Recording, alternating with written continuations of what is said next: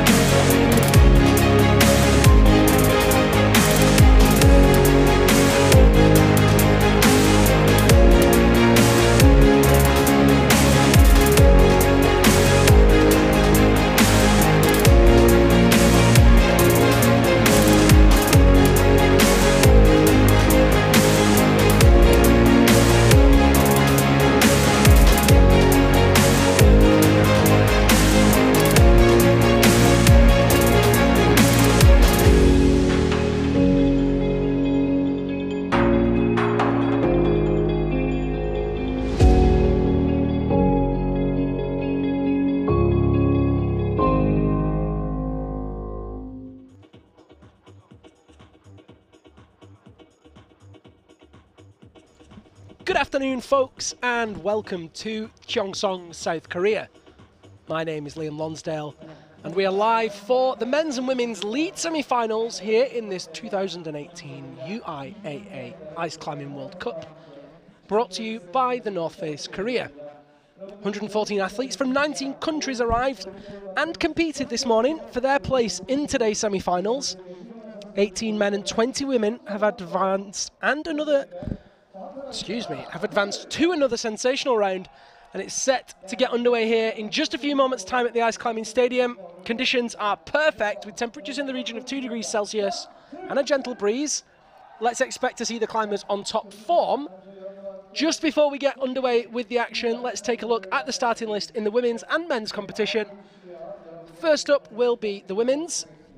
Marianne van der Steen advances to her first semi-finals of the year from the Netherlands, followed by Olga Kozak of Poland, Myung-Hye Lee of Korea, Anastasia Zazdravnik of Russia, Woon Hwa-jung of Korea, Jung-ha Min of Korea, Zenab Kobra Musavi of Iran, Ok-do Song of Korea. They make up the first 8. In the second 8, we'll have Jungmin Kim of Korea, Nadezhda Galyamova of Russia, Minji Kim from Korea, Enni Bertling from Finland, Doyeon Park of Korea, Marianne Filipova of Russia, Ema McSwiggan returns from Ireland, Masha Edler from Russia. They make up your second 8, and then the final 4, as I said, we're taking 20 women through. We'll have Masha Tolokonina of Russia, Wonseon Shin of Korea, Katerina Vlasova of Russia, and back with us this week, after a break from Hotu last week, is Korea's Nare Song, who is back in the top spot. Let's take a look at the men's starting lists. Competing first, who qualified in 18th, is Hyung-rae Kim of Korea, followed by Alexei Marshallov of Russia, Gihado Kadota of Japan, Masoud Zainali of Iran, Marko Malinovsky of Switzerland, Yutaka Shimada of Japan, Tristan Ladavant of France, Sergei Tarasov of Russia. They'll be followed by Jung-yeon Lee of Korea, Naton Claire of France, Jung-hye Kwon of Korea, Mohammad Reza Safdarian of Iran, Nikolai Kozlovlev of Russia, Alexei Tomilov, also of Russia, Hyung Park of Korea for his first competition of the season, and Luna Ladavant of France make up the middle 8, and your top 2 qualifiers were Russians Maxim Tomilov and Alexei Dengin. The action is almost ready to get underway. That is the phenomenal structure, and there is bib number 28, our first athlete in the men's competition, Hyung-rae Kim. As Hyung-rae starts, I am delighted to welcome to the broadcast my co-commentator today, the USA's Kendra Stritch. Good afternoon, Liam. Hey Kendra, how are you? I'm great. How about you? Yeah, really good. While Hyung-rae starts, tell me a little bit about the semi-finals this morning. How was it for you? How was it in general? It was a lot of fun. Lots of big moves out there. Really fun to climb on this structure with 3 climbers, 2 men and 1 woman, all climbing at the same time. A lot of action. Yeah, it was a lot of fun, and exciting to see what everybody can do this afternoon in semifinals. Well, also climbing now is Marianne van der Steen of the Netherlands.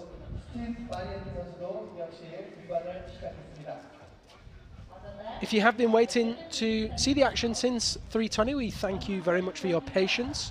Had a couple of technical issues here, but we managed to get them ironed out in no time at all. Just a mere 20 minutes. So thank you again for your patience. If you want to get involved with us here and talk to us while we're live, you can do so. Very easy to do. You can drop us a comment on Facebook. You can leave us a message in the chat box on YouTube. You can, of course, also contact me directly or use the comment and hashtag UIAA Ice Climbing. If you want to contact me directly, it's very easy to do. Just tag me on @Liam Lonsdale on any of the social media channels mentioned, and I'll pick those up. Marianne now in bib 1:25, moving up towards clip number 2. Great to see her back in the semi-finals, Kendra. Yeah, she's real happy to be there today. Especially after finishing last week in 23rd place, joint 23rd with Katerina Kosheva of Russia. Fairly low fall in the qualifiers. There is Hyung-rae Kim. This is his first competition of the season. Of course, we see a lot of Koreans competing here. lot of Koreans. They get more athletes in the quota, right? They do, and they have their national competitions on this wall also, so they generally do climb well here. I do have to make a correction as well. This is Marianne's second semi-finals. I was looking at the wrong spreadsheet. Oh, it's always a good start. So on the right-hand side is the men's, on the left-hand side is the ladies. Interesting traverse here that both athletes are on, going from one vertical panel to the over an ice block to the right-hand panel. What's it like to compete on this structure, because it's one massive and two steep? Yes, both of those are very true. It's a really unique and really fun structure to compete on, and we never quite know where our routes are going to go. As you see here, they're traversing across the structure. This morning the routes were a little more just straight up, but they have a lot of options on this structure for route setting. They really do, and the route setters know the facility so well and manage to create these wild sections of, like you mentioned, traverse, through stepped roof, through horizontal roof, ice barrels. So both athletes moving fairly well to start.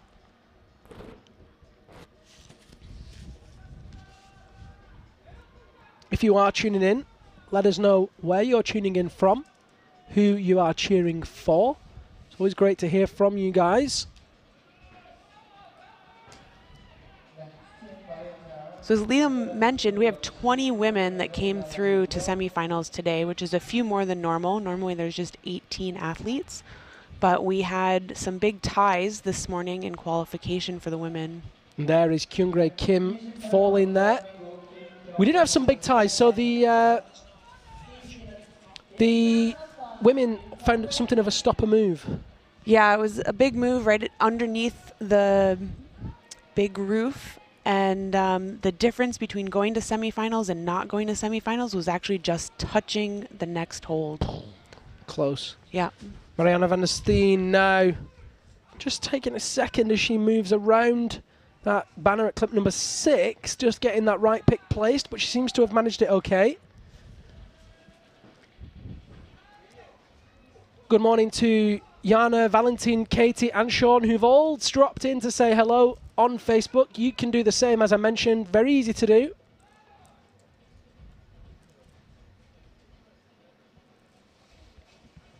Welcome also if you've tuned in on the Extreme channel. Extreme doing a great job of introducing this sport to many new people around the world. Cheongsong, of course, one of the iconic rounds on this competition. In fact, I believe this year it's its 11th year in Cheongsong. Sounds about right. Possibly 10th. Nevertheless, it's been here plenty. And we have a commitment into the future, which is always great.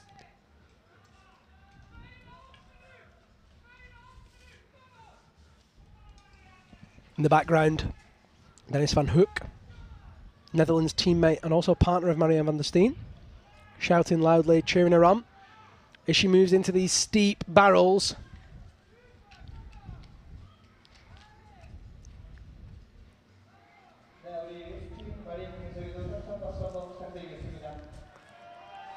Have to be quick on this section.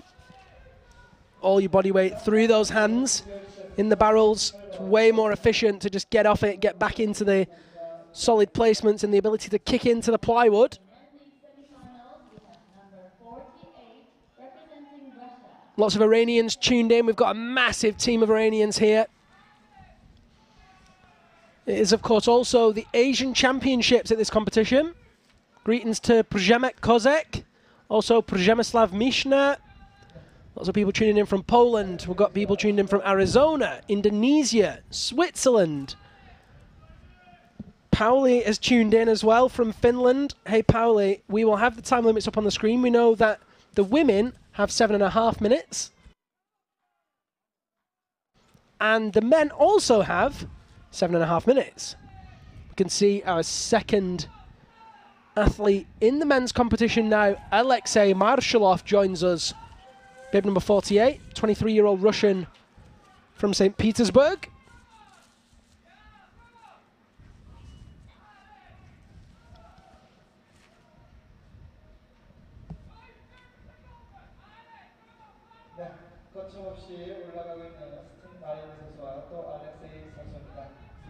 There's Marianne van der Steen at clip number 9 now. Fully horizontal as she throws the right foot over into that figure 4 over her left hand. Back into the figure 9.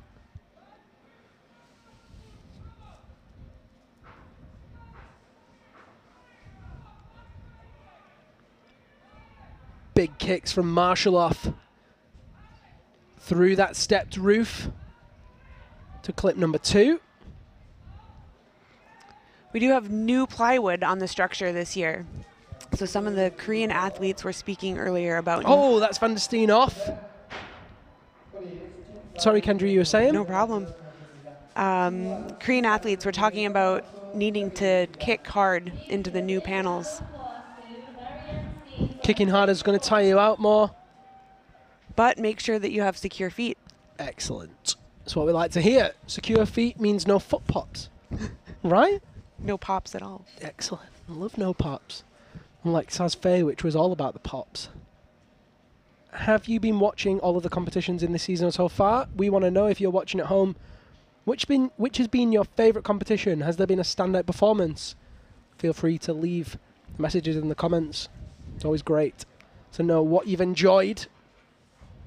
You can see that Marshallov has 5 minutes 10 seconds left on the clock.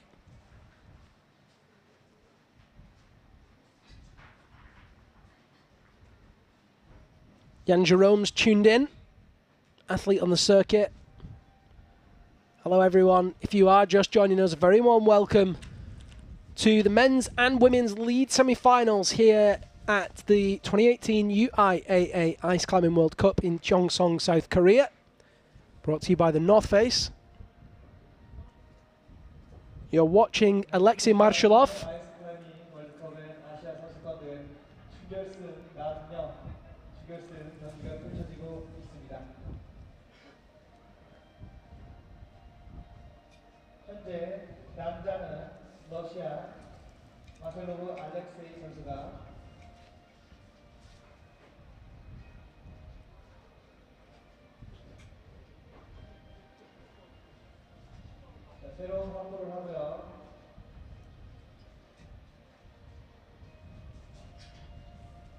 Into those ice barrels.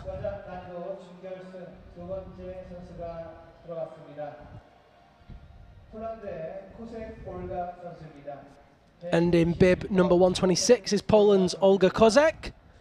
On the left, we have the women's lead semifinals, number 126, representing Poland, Olga Kozek.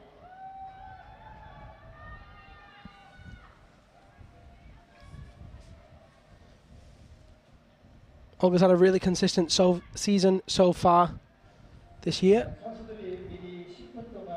Been climbing really well in the lead competition. There's Marshallov. He took a break. Didn't compete in Cheongsong, but is back with us this week in Cheongsong. Big move there from the end of the ice barrel, ice block, with the figure 9 into that Stein. It's a great shot there to see how three-dimensional this structure and the climbing is. Lots of volume, lots of angles on the structure, but then they add all of these volumes. It's very half-dome-esque. Yep. It comes out in a dome shape from the back as well. It's steep and it's high. There's a lot of different dimensions, as Kendra says. Moves left to get his body weight under that hold, and there's a big pick shift there, but he's totally secure, looking fine in that body position as he shakes. 2 minutes 15 seconds left on the clock for Marshallov.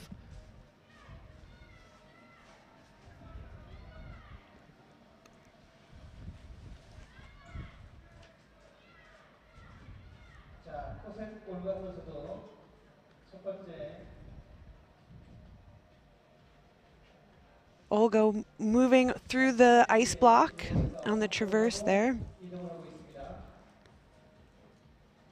It's already 2 minutes into her climb, only 3 clips up. And that's Marshalloff off. We'll have to wait and see what happened there. Please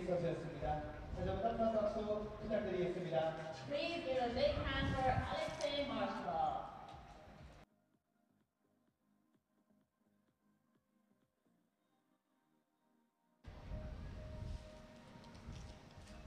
Five minutes and 2 seconds left on the clock for Olga Kozek. I don't believe that we have replays available to us yet. The Koreans are in charge of the broadcasting here, so we follow their cameras and their action. We'll bring you the best of what we can.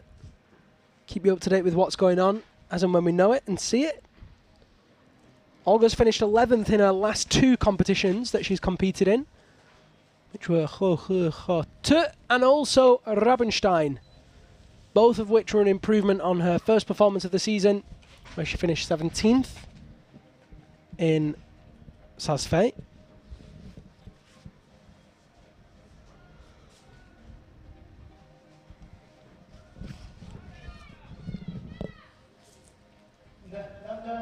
It's interesting, Kendra, I noticed this season with our route setters, when we were in Saas-Fee we had Swiss route setters. When we were in Rabenstein we had Italian setters. When we were in China we had Russian setters, but it's the same setters that always set in China. Yep. And here we've got a full team of Korean setters. To my knowledge, it's probably the first time that every comp's had their home setters, as it were, for a long time. It's unique. Yeah, usually we have an Italian head setter here in Korea. It's usually a real mix. Yeah, so it's nice to have each competition really have its own feel. But the route setters, talking to them, they like to mix it up. They like to have international route setters in each competition and share ideas and set on different structures. Do you think that having the local setters gives the local climbers an advantage? Depends on how much those setters are active in their country, right? I think the route setters here are very active in the national competitions, and they have a lot of those competitions, so it does give the Koreans an advantage. Say in Switzerland, who doesn't have a lot of home competitions, I don't think that the advantage is as drastic. Although for the Swiss Nationals, which were the previous week, it was those setters. Yep.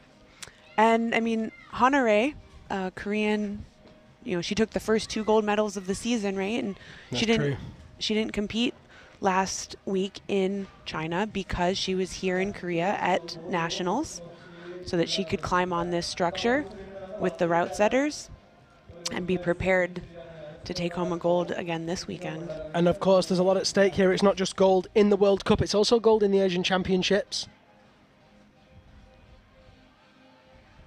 Nare dominant so far this year. And last week, in the week that she didn't win,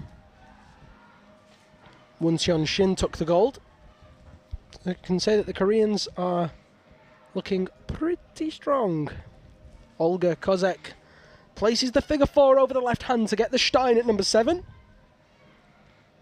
Gihado Kadota of Japan just trying to untangle himself as he gets to the ice box for block number 2. We have Joel tuning in from Sweden, saying hi on Facebook. Hey Joel, great to have you on board. Hey is actually Swedish. They say hey hey. It's the Swedish word, spelled with a J. So that's me being culturally appropriate. Okay. Noted. That's it for Olga Kozek.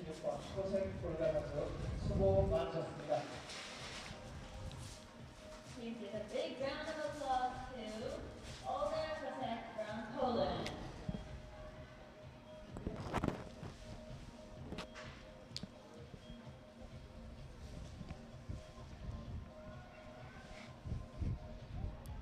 Gihado Kadota at clip number 3. moving well so far. Big kicks from him, echoing through Ice Valley.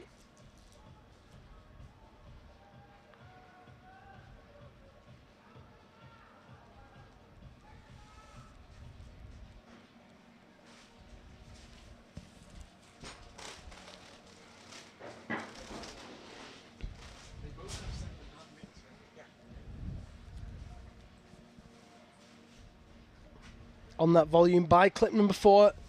Leans away from the right hand to place the tool with the left. Big stretch, but looks in control as he makes that kick with the left. Readjusts his center of gravity.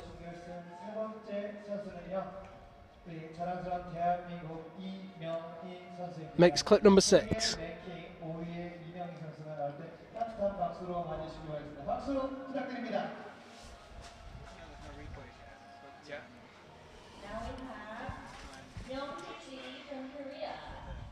Next up is Myung-Hye Lee, bib number 118.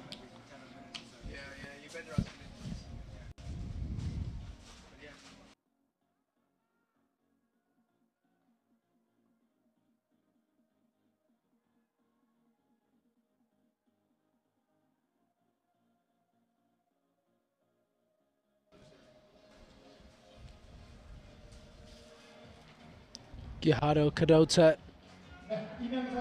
moving now towards that ice block. You can see Myung-Hye Lee beginning her route. She finished 5th here last year.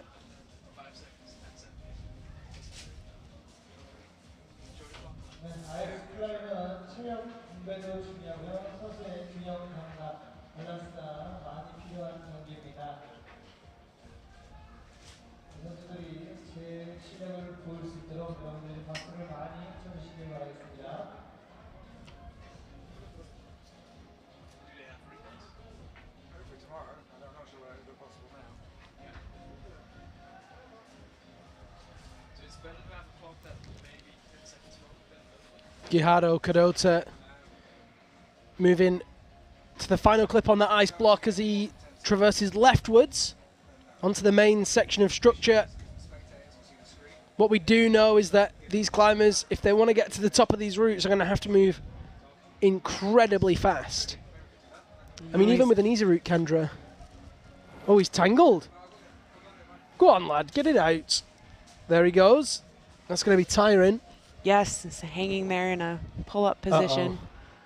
Uh-oh. Can he get back on? Oh, no, he can't. That's too bad. Just got his crampon stuck in the rope. Please give a big hand for Gihado Kadota from Japan. If you had 7.5 minutes on an easy route, it'd still be a challenge to get to the top in that time, I think. Of this structure. Of this structure, yeah.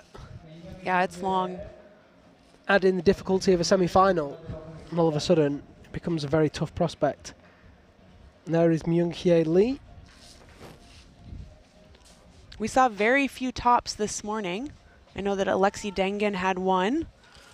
And on the women's side, did we have any? I don't think so. I was in isolation. I climbed second to last, so I didn't get to watch anybody.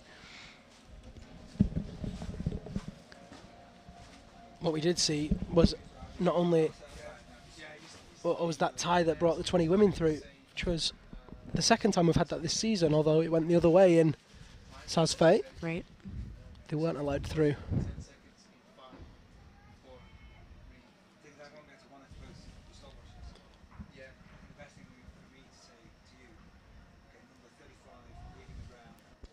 .43 old Myung-Hye Lee, one of our oldest semi-finalists in the competition, but moving well over towards that apple. And of course the apples are the famous food here in Cheongsong, known for its apples and chilies.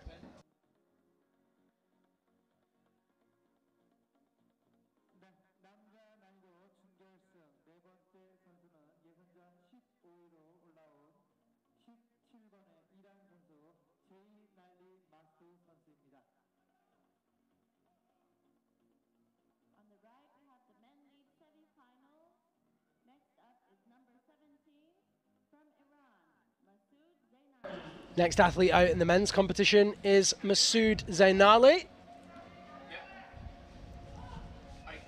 Missed the competition last week in Cheongsong.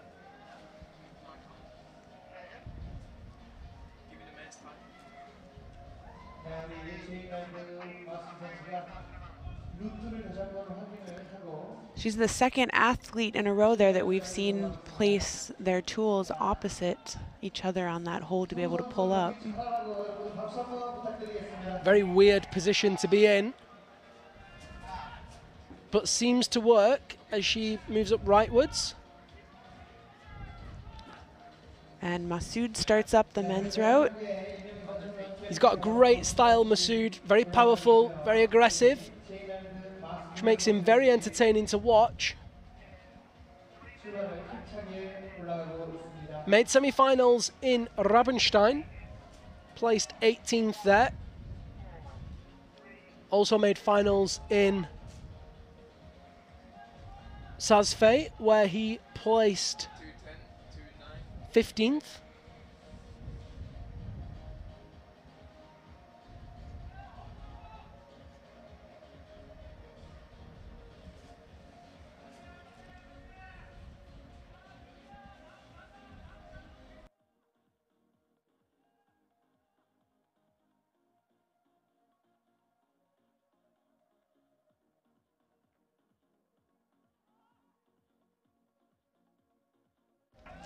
Big swing out with that left hand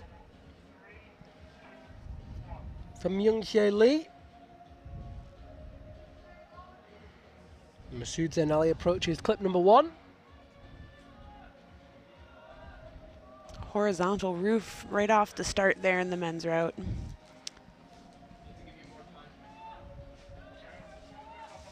Moves like that are going to really feel it in the forearms further up. So it's definitely a priority to move efficiently through these sections and not make mistakes with clips. Or swinging when unnecessary.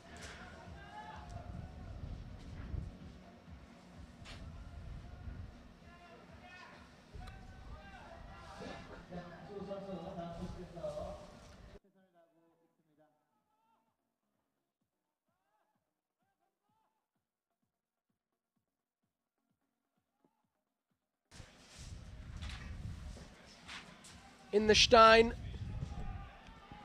Young-Hye Lee shaking before moving on to that block of ice.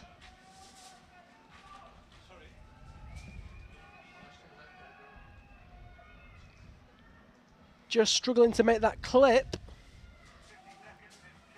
There's a lot more to go if she's pumped already. Yeah, I think she's just over halfway. Do you know? Did you see how many clips we have?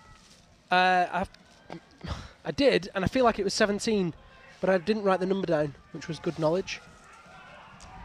Great moves from Masood Zainali.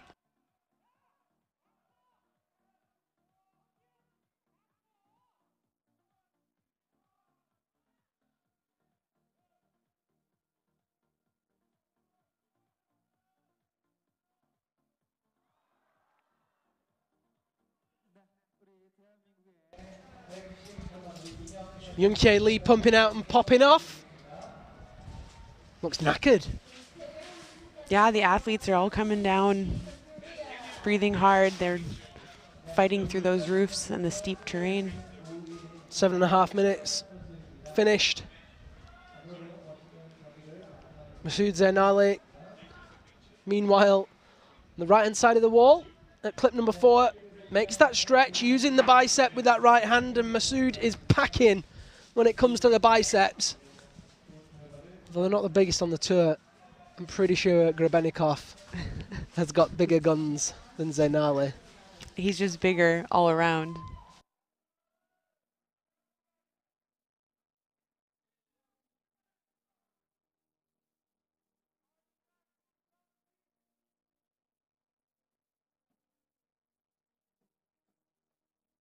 At clip number 5 now, Zainali just taking a second to shake with that right pick placed on one of those Chinese holds.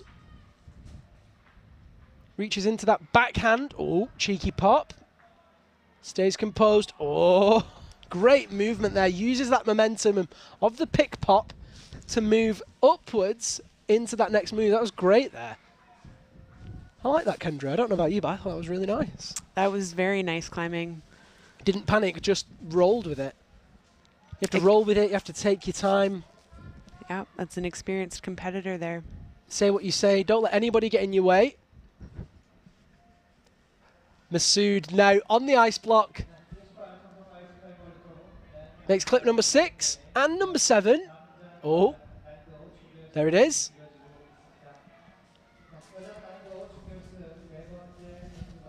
So he's approaching Alexei's high point.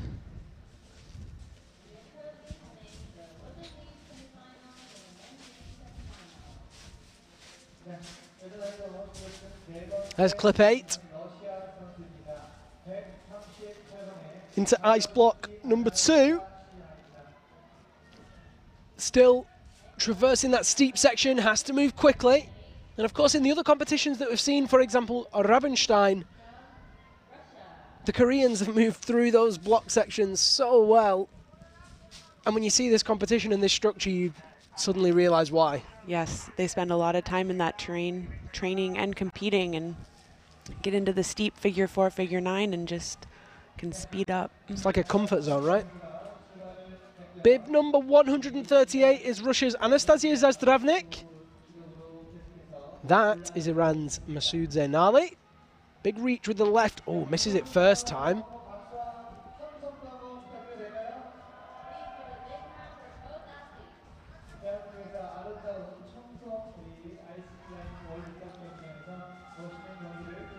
Oh, misses it again second time. Takes a second to shake. He's going to have to really press off that left foot, which is underneath the barrel, to get a bit of momentum. He's going to make the clip in. No, he's not. He's just going to tease me. Come on, Masood. Under a minute left. The crowd is going to be cheering him on to get going. Boom. Oh, he misses it again.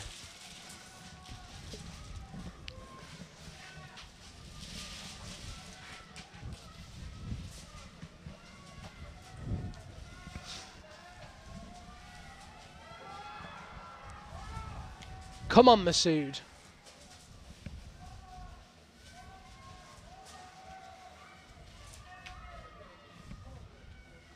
Just trying to decide whether he should go for the clip or go for the hold. He's tried the hold a few times and now he's going to go for a big clip instead, which is a smart move if he can make it, but could also waste energy unnecessarily if he can't. Oh, come on! Big reach! Oh, he misses it and his time's up! Oh, what a nightmare. 138 is bib number Anastasia Zazdravnik.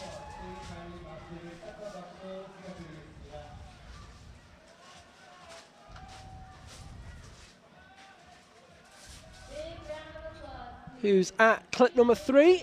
5:32 left on the clock.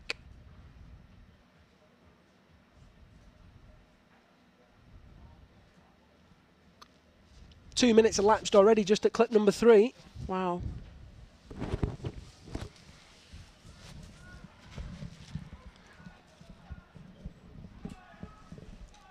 If she has a hope of making finals, I think she needs to speed up here. I would be inclined to agree with you there. Not would be, I am. I agree with you. I agree with you, Kendra. Hope that's okay with you. It's great, Liam. Reaches up to make clip number 4.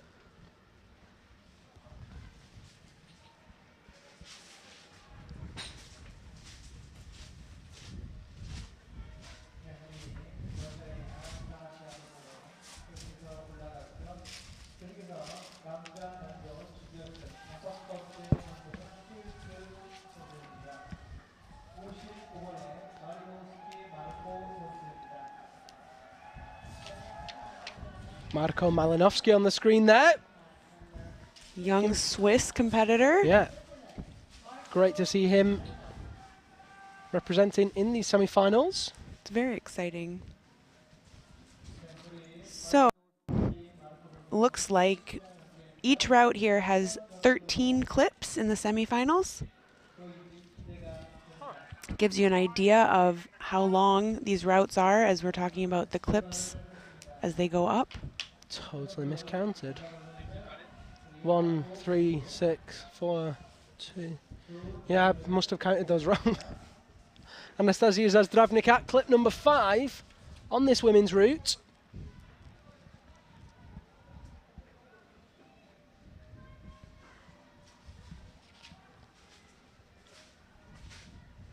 What is interesting is that although she's by numbers not quite halfway, in terms of distance climbed, she's approaching that halfway point. I would say the banner's probably halfway once she's past that. Then of course you get into the steeper section and the head wall above. Yeah, agreed. The first clips on these routes are higher up and they are pre-clipped. So the first 5 moves, the athletes are on top rope. It's to get them off the ground, away from a potentially dangerous fall. The UIAA does take safety very seriously. It does, and the athletes appreciate that. Which is great to hear. If you don't already, then we would highly recommend that you like the UIAA on Facebook or subscribe to the channel on YouTube. That way you will be notified of the broadcasts as and when we go live. If you're watching on Extreme, as I said, very warm welcome. You can do the same as well. Don't forget, if you are just joining us, you're tuned in to the 2018 UIAA Ice Climbing World Cup lead semi-finals here in Cheongsong, South Korea. My name is Liam Lonsdale, and I'm joined this afternoon by Kendra Stritch of the USA. Big Fig 4 there on the right-hand side, but let's watch as Zazdravnik reaches up with a left hand to make clip number 7.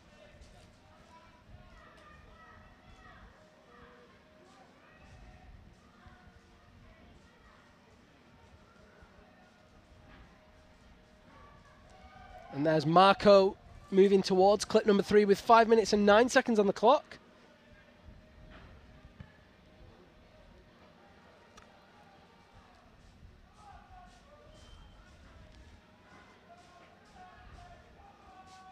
Lots of cheers from the crowd for Marco.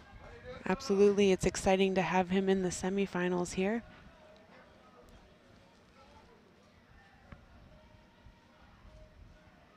He's the only Swiss competitor here this weekend. In the whole competition? Mm-hmm. Amazing.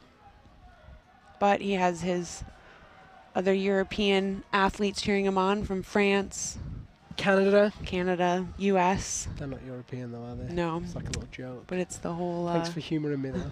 You were like, wow, Liam really doesn't know the continents. You thought I was being serious then, You just like to throw me off. I do, it's true. I'm feeling particularly mischievous this afternoon. Zazdravnik just struggling to place that Stein by clip 7. Big deep lock there. Careful with those banners. Okay, they're expensive. And stop putting them in the way. I know, it's crazy. What a place. I mean, it's guaranteed to get on the screen. I guess that's a bonus, right? Yep. Oh, she's just short on that Stein. It looks like it should go in, but this is where you see the likes of Tolokanina just locking down the left arm and extending through the tricep. Oh, it's Zazdravnik just not able to stand up that left hand. Oh, and she tried to lean away from it, which is a smart move, but still not working. And that'll be time out for Zazdravnik. We did see a figure 4 earlier for that move.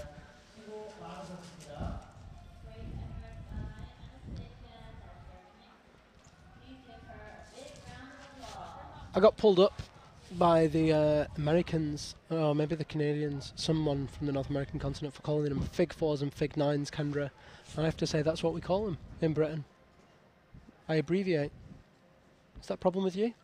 No, I'm I would say that the Canadians abbreviate a lot also. So Pretty sure it was a Canadian that told me. Pretty sure it was no bake. I'm just going to throw it out there. That said, What's a fig 4, Liam? It's called a figure 4. Pretty sure he just wants to give you a hard time. Probably true. Well, I'm the one with the microphone, so he needs to be careful. He isn't in semi-finals, He's not. unfortunately. Karma, eh? You're going to claim that. Yeah, I'll take you that one. No, it's a shame not to see him in the semi-finals, but that's the way things go. In fact, not a single Canadian made semi-finals here today. After a really strong performance last week in China, where we had 5 Canadians in semifinals. Yeah. That was wild. It was very exciting.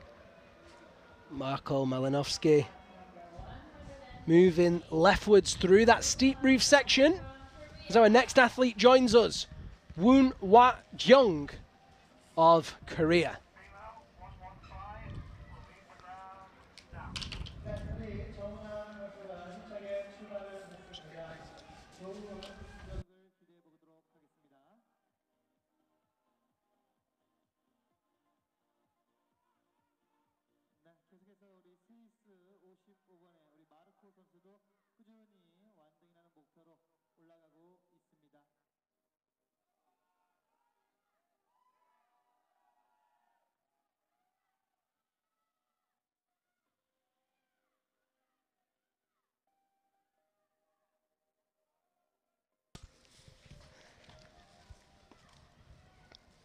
Fighting through that section.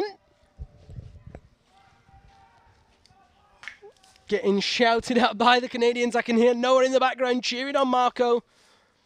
As always, we see great support cross-nation. International boundaries are transcended in the Ice Climbing World Cup.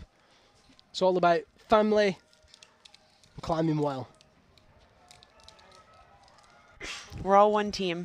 Which is just lovely. And I mean that despite sounding disingenuous. I absolutely really mean it. It's just my accent. It's just lovely to see that community.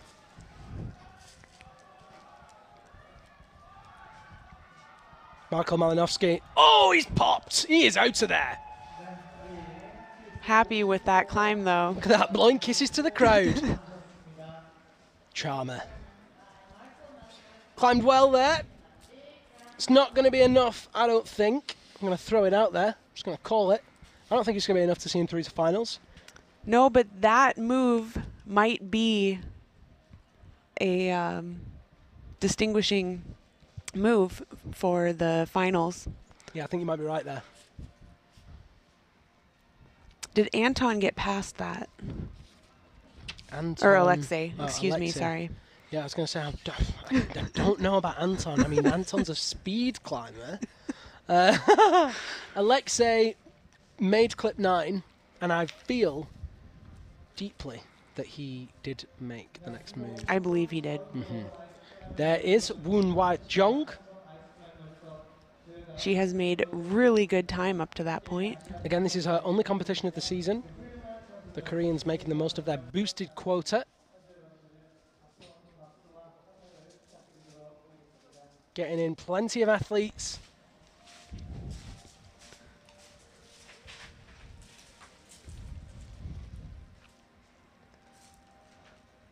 They could have even more athletes than they do entered in this competition, but they choose to only put in the top ranked from their national series.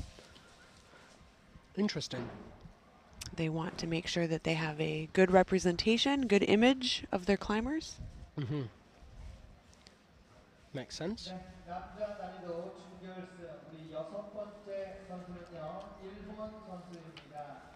So she's at what we think is about the halfway point there, and she's got more than half of her time left.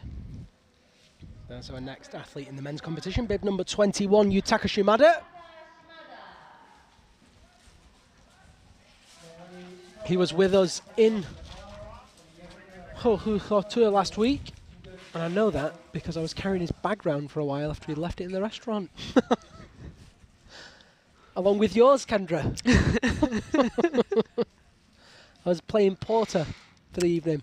Thank you, Liam. It got reunited with you, didn't it? It did. Excellent. Liam Lonsdale, commentator and bag carrier. I think there was a few €100 in there that I'm missing I now. wish I'd... Oh, that you're missing now. I cannot comment on that. I was going to say I wish I'd known. But you make me look bad, so that's fine. Woon Wad-Young there of Korea at clip number 7 in the Stein. She just made that move easy out of that figure 4. Super easy. Reaches up. Takes the rope in the hand to make a high clip number 8. Nicely done.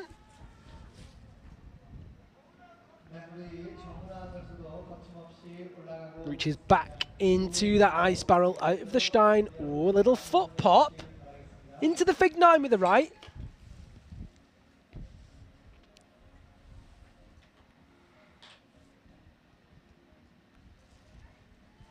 Look at the comfort in that position, like you said earlier. I mean, this is her Liam. first World Cup of the season, and she just looks like she's in total cruise control.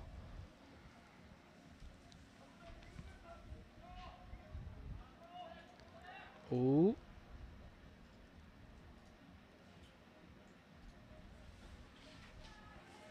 I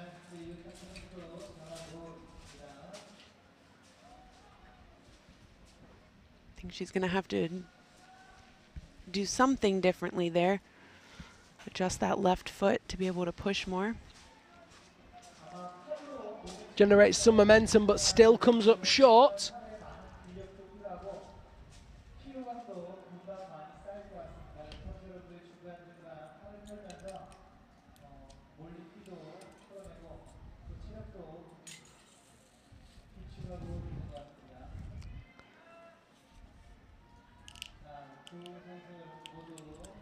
She's going to try with the other hand and just hits it. Should have done that earlier, but she stuck it nonetheless. 1 minute 30 seconds on the clock for Woon Wad-Young.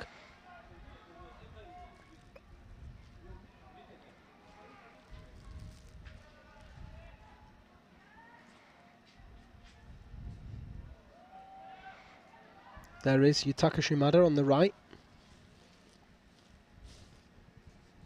Very low on his route. Still by clip number 1. And there is Woon Wad-Young looking to make that placement, which looks more to like a backhand to me, Kendra, than the front that she was going for then. Like a backhand Stein almost. Yeah. Not like that.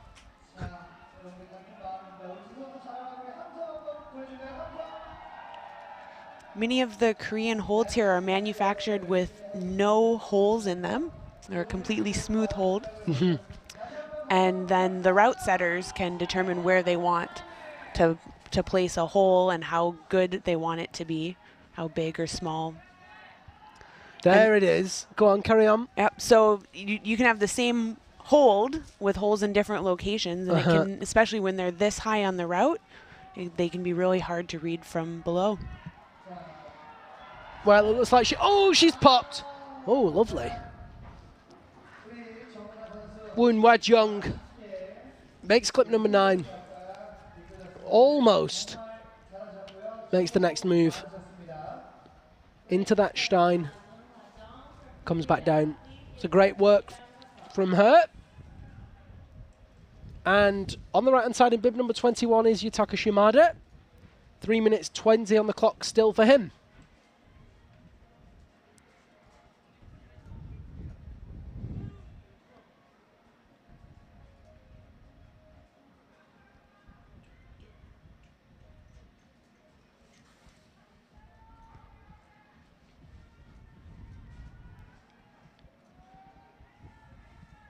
Finished 13th last week in China.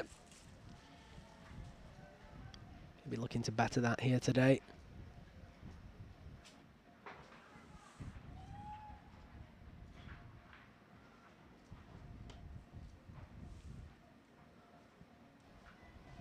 Makes the move on the right-hand side for the hold by clip number 5. There's the clip.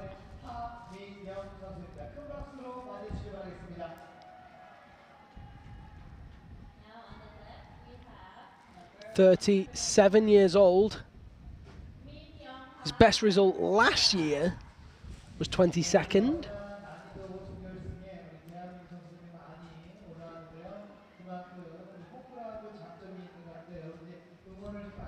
And here is Min Young Ha of Korea.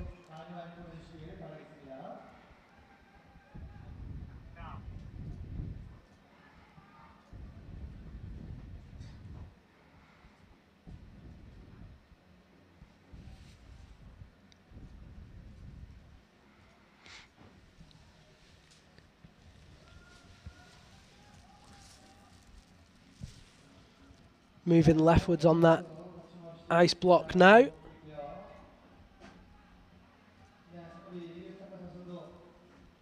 Is he going to have enough time to get to the end of the traverse and progress farther?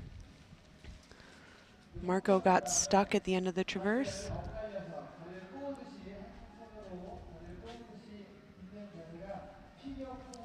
Very warm welcome to the Sheffield crew who joined us today. Of course, if you are just joining us, you're watching the men's and women's lead semi-finals here of the 2018 UIAA Ice Climbing World Cup. It's the 4th round of the season and penultimate round. A lot of results could be decided today, or rather tomorrow. Finals are tomorrow, aren't they, Kendra? They are both speed and lead finals tomorrow. Getting a bit ahead of myself. But a lot could be decided tomorrow. Asian champions. Asian champions will also be decided. Yeah, this is, of course, the Asian Championships as well. If you are just joining us, then why not drop us a comment on Facebook or a message in the chat box on YouTube. Let us know where you're tuning in from. Who are you cheering for? It's always great to hear from you guys. If you have any questions, you can, of course, send them to us as well. I'm with Kendra Stritch today. And that's Yutaka Shimada timing out. And if you would like to contact me directly, it's also very easy to do. You can do that on social media using the tag at Liam Lonsdale. And look at that, Min Young Ha and Yutaka Shimada both falling off at very similar times there. Didn't quite see what happened with Min Young Ha, but we did see Yutaka Shimada time out. We'll just have a few seconds to change over the athletes. Next up will be Zainab Kobaramou-Savic and Tristan Ladavant.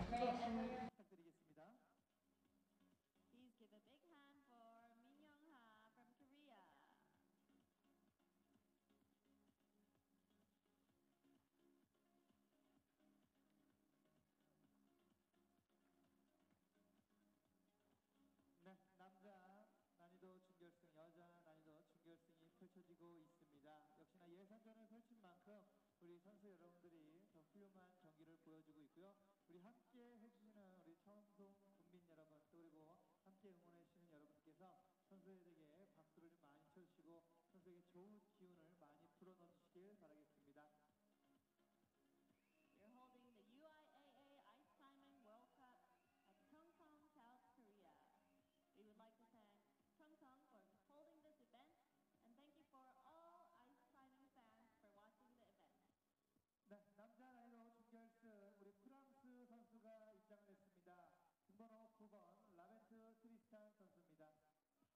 On the right, we have number 9, Tristan Ladant from France.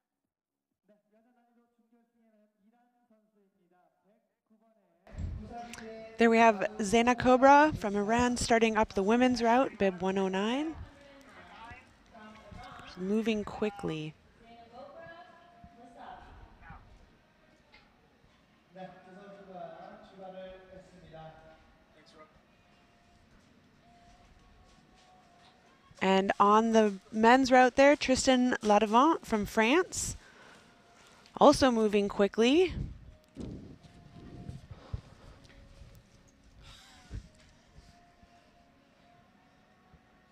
Two young athletes, both very talented, great climbers to watch. One welcome to Daniel Ross, who's tuned in and enjoying the broadcast by the sounds of it. 네, 제한 시간 7분 30초 동안 이 선수들이 높게 올라가는 아이스 Zenab Kubramusavi again, another very successful athlete this season. We've seen a massive rise of success for her from last year's rankings in Rabenstein. She finished 19th, which was a disappointing result for her, especially considering the result that she walked away with in Sazfei. She actually qualified in first place in Sazfei, but finished overall in 6th after making finals. Speaking of strong Iranians, Mohammad Reza Safdarian, who we'll see later. Yeah, I was just trying to remember what number he comes out. Yeah, he qualified 6th. We'll see him later on. Absolutely stunning performance this season from him.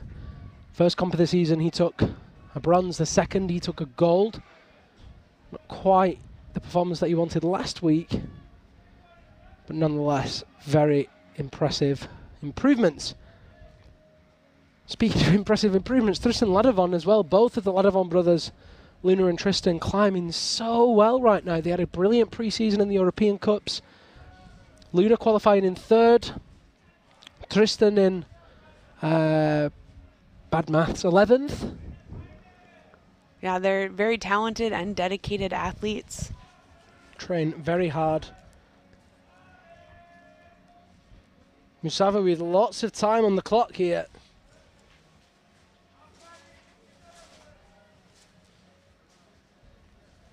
Yeah, both these athletes were off to very fast starts. They want to move through that easier vertical terrain at the bottom as quickly as possible without getting sloppy.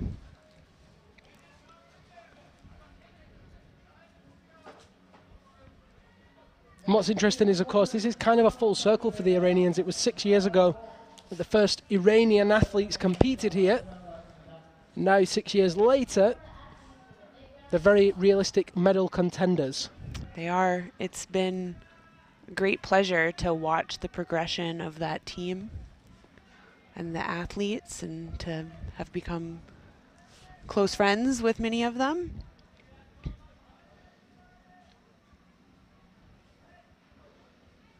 Kicks in with the left foot. Just takes a second to shake. 4 minutes on the clock for Tristan Ladovon. Zenab Kubramusavi uses that figure 4 with the left leg, right leg over the left hand. Into that Stein, very easy work there for her. Strong work.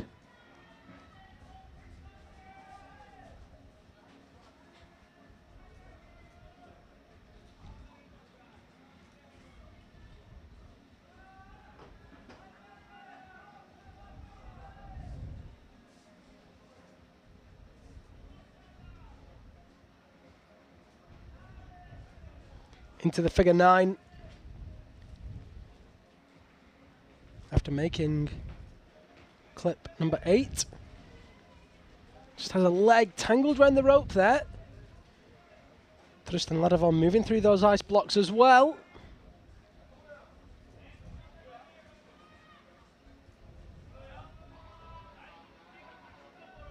Reaches behind him.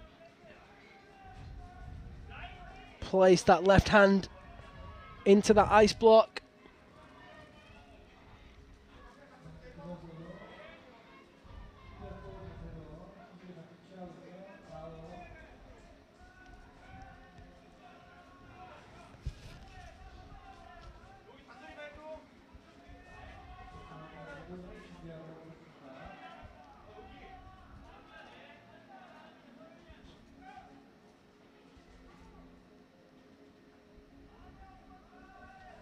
Both of these routes have these big moves at the end of the ice barrel traverses.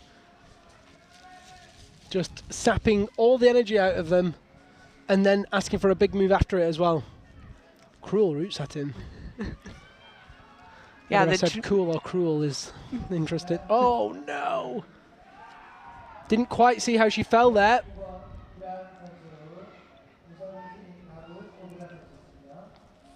So whether or not she made clip 9 there, we're not sure. But what we do know is that Tristan Ladovon has stuck the move to great support from the crowd.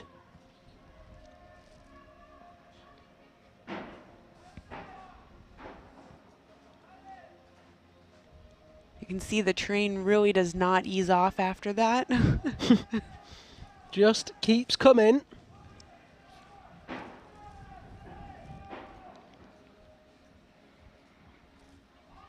Tricky move with that left hand. And this is where we saw Marshalloff get to.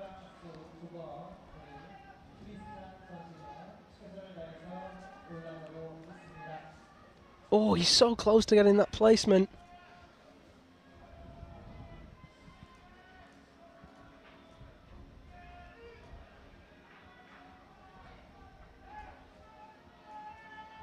There it is. Excellent work from Tristan Ladavant, 19-year-old Frenchman. Now with just under a minute left. Needs to pick up the pace now.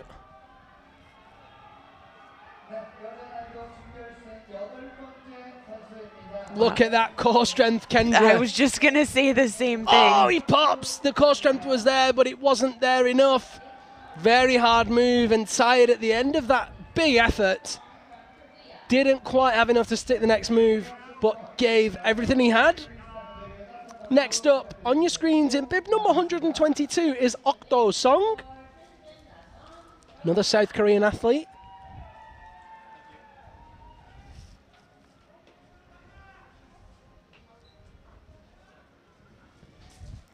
Okdo actually manages one of the outdoor climbing walls around the Seoul area. This is good knowledge, Kendra. We were climbing there on Tuesday. Awesome. So she should be a massive wad, is what you're telling me. She's a very strong climber. That's what that means. If you were wondering what massive wad means, it's a climber's colloquialism for very strong climber. She's a main training partner of Emer. Excellent. Definitely a wad. Because Emer's strong. Of course, Emer McSwiggan took her first medal of the season last week in Ho-Hu-Ho-Tu, taking the bronze. Brilliant effort from her, and her third career medal. And last year here in Cheongsong, Yes. she took the silver. So good. That was her first medal. Yes, because the Cheongsong was early in the... 3 weeks earlier. Yep. Yeah, it was the second Asian comp and the Second World Cup. second World Cup, yeah. Yeah. Did a little switcheroo this year. We did.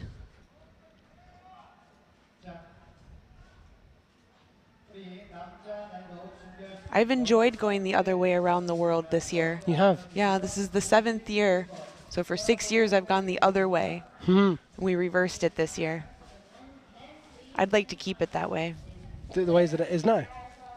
Europe to Asia seemed easier than Asia to Europe. You mean in terms of time difference and jet lag and whatnot? And traveling, yeah, we had the winds at our backs, so the flights are quicker. Mm-hmm. Okdo swinging that ice barrel. Nice, sticking it. Making clip 5. Good time so far.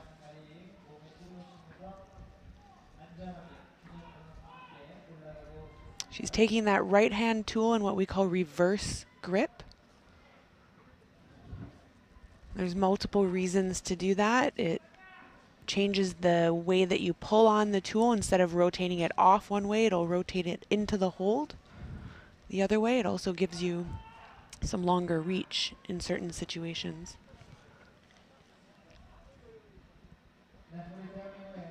Shaking out in the Stein, under the apple. Hits the left hand.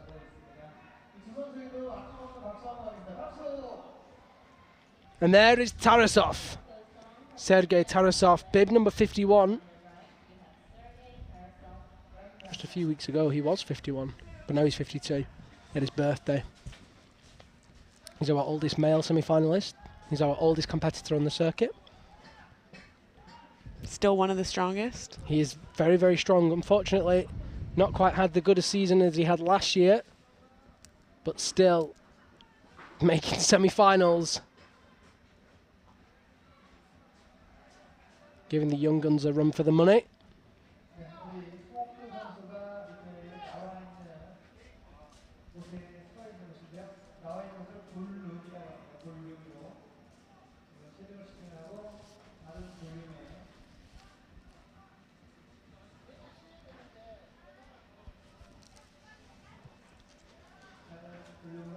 Cheongsong now on the right-hand side of that volume, hits the left. Now let's see how she does this next move.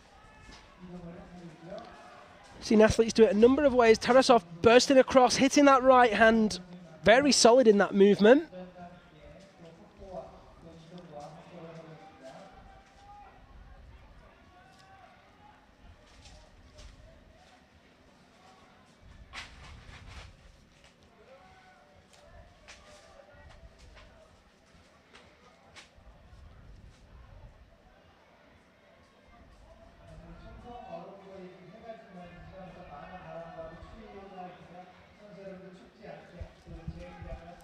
So Okdo on this first move into the undercling, and she's just gonna go straight into a figure 4 to get the height.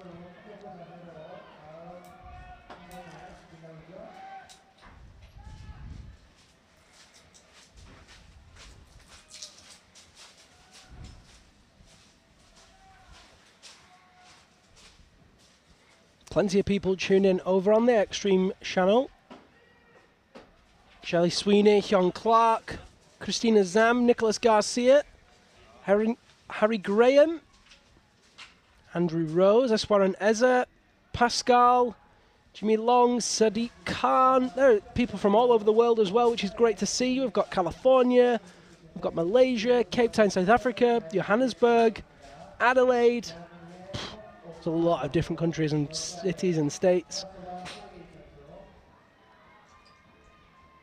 It's exciting.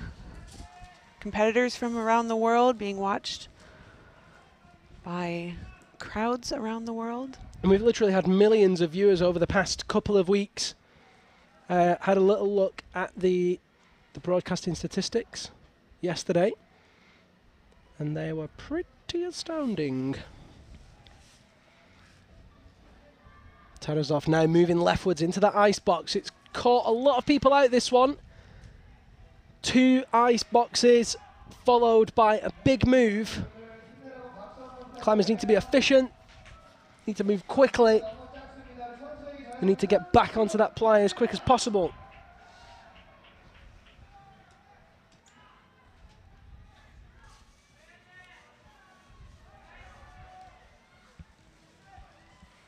Okdo's at the end of that ice block trying to do the big move up. This is the current high point. If she can make this move, she would move into a provisional first place.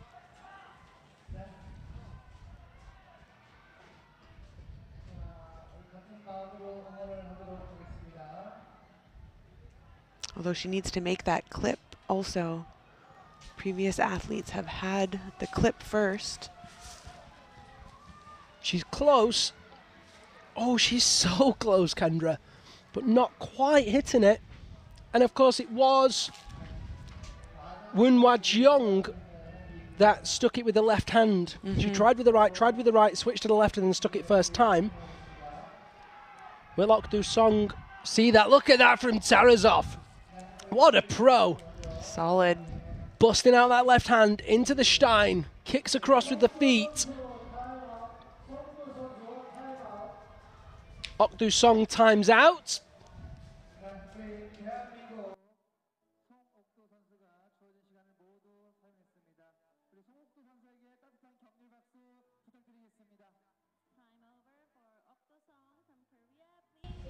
Great effort from her. But unlikely that that's going to be enough for the finals. There's Tarasov. Struggling for that move. Very precise hold. Oh, he's so close. Just tagging all the way around it.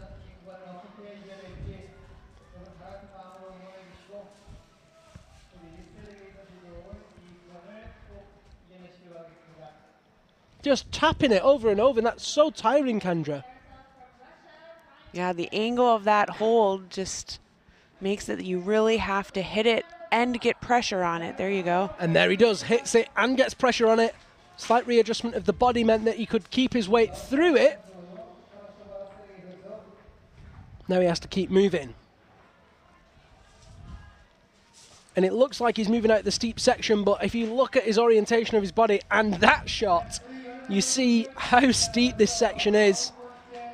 And it's a big old move from this next hold, which he takes as a backhand. Oh, he pops!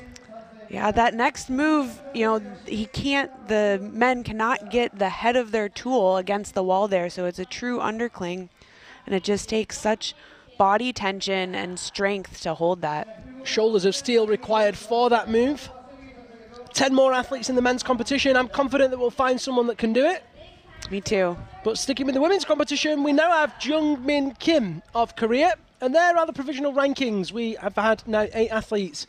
Min-Yu Ha in 8th, Anastasia Zdravnik 7th, Myung-Hye Lee in 6th, Olga Kozak in 5th, Zainab Kobru Musavi in 4th, Ok Song in 3rd, Marianne van der Steen in 2nd, and Woo Hwa Jung in 1st. Expect that to change. Yeah, there's 9 more competitors. Bib number 116 is Jung-min Kim.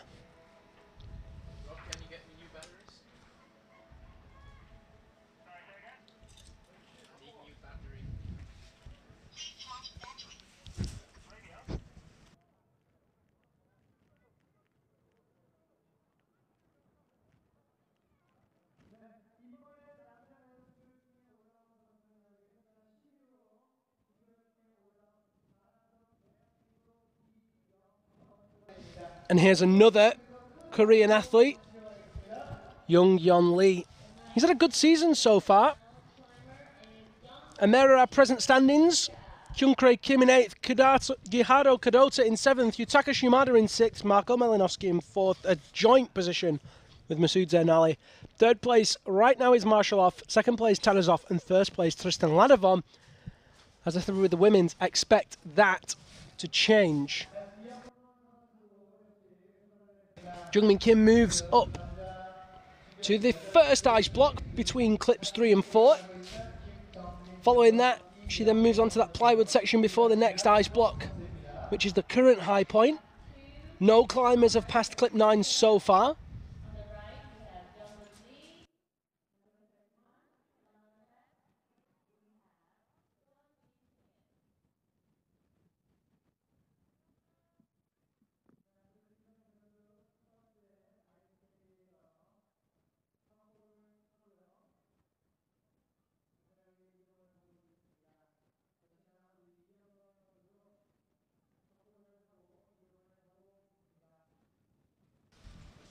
Shaking out before making these moves up and left.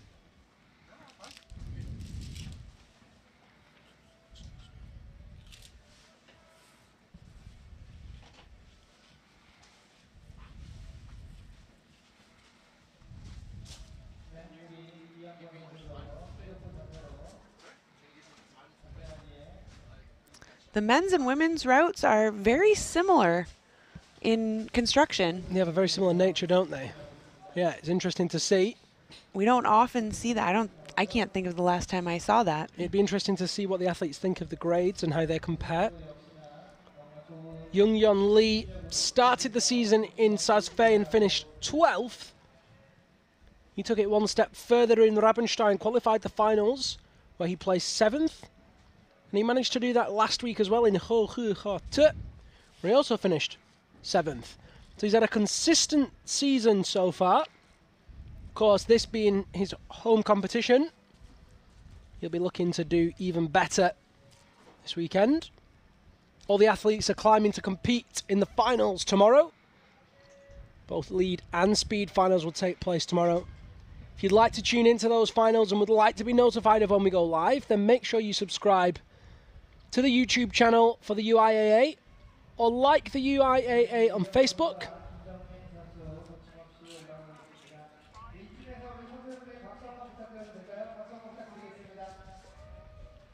Young Min just hitting the halfway point of the route here. 5 minutes.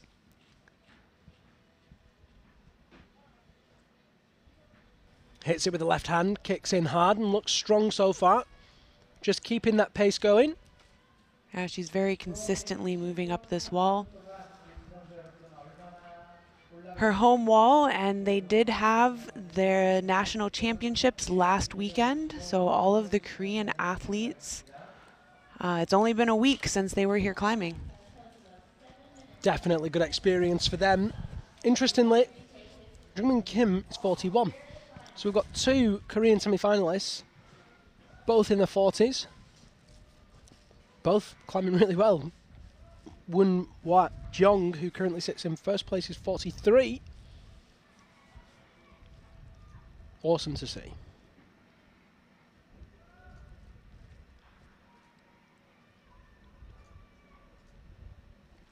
And we've still got 4 female Korean athletes to climb. And 2 male athletes to climb, one of which is Hyung Park. Hyung Park won the overall title last season and the World Championships. Told everyone that he's retiring, then changed his mind, and he's back this year with a view to competing next year. Yeah, I think very few people were surprised.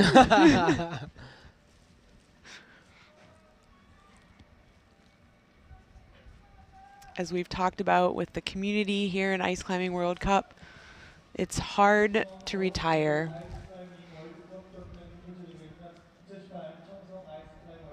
But what a season it would have been to go out on. Let's hope he brings back the A game next year. I'm sure he will. So Jung Yeon Lee now in bib number 31, approaching the end of the ice blocks and going to move up through that big powerful move up to the Stein. Approaches the current high point in the men's.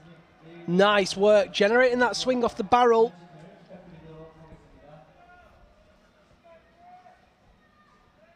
That's clip 9 made. Nobody thus far has made clip number 10.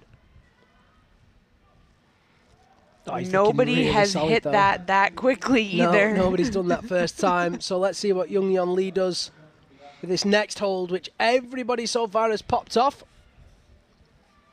You know, not only did that gain him a bunch of time, but it saved him so much energy from having to try that move multiple times. Mm-hmm.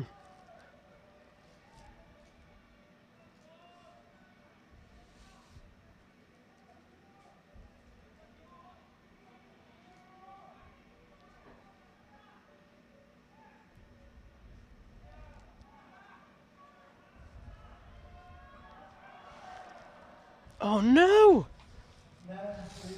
So again, we didn't see that, but Jung Yeon Lee is not on the wall anymore. As I mentioned, the cameras are controlled by the Korean broadcast team. So we don't have power over that. 10 seconds left on the clock for Jungmin Kim, who has made the move. Oh, she's made clip 9, look at that. Awesome. So we didn't see that, but Jungmin Kim made clip number 9 and made the move after it. Awesome work. New high point on the women's route. Goes into first place. Still plenty of athletes to come after it. In fact, there's another 10. But that was awesome from the 41-year-old Korean. Those, of course, results on your screen haven't been updated yet. She will go ahead of Woon Wat Young. Min Young Ha will be bumped out of a qualifying position. The top 8 men and top 8 women go through to finals tomorrow.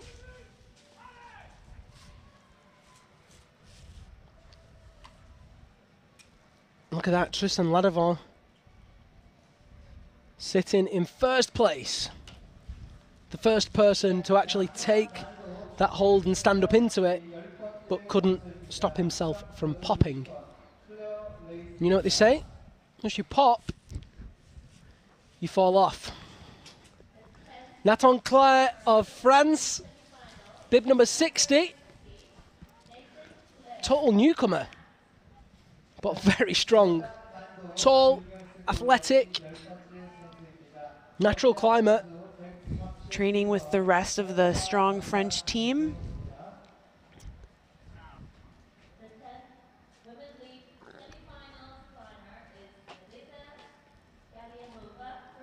He finished 9th in Rabenstein, just outside qualifying position for the finals.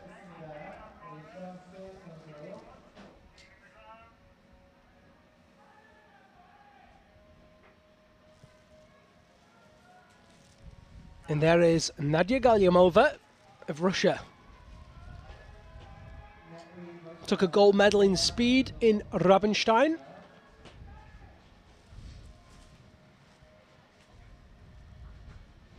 Finished 8th last week with that low fall, suffering from cold hands. 6th the week before in Rabenstein. We don't have cold hands out here today. Certainly don't. She finished 11th the week before that in Saas-Fee. Conditions are pretty close to perfect out here right now. It's warm enough that you don't get cold when you're climbing, and cold enough that the ice is not dripping on us. Ideal. Mm-hmm. Ideal conditions. Oh, look at that big kick there from Nathan Clare. Needs to sort that out straight away because that's going to tire him out. Manages to sort the feet out as he goes 2 hands into the box. Powerful move with that right shot. Oh, look at that. He's really struggling there, Kendra. Interesting. It's going to cost him a lot of energy. Yeah, and I think that was just experience on this type of terrain. Like we said, he's a newer competitor.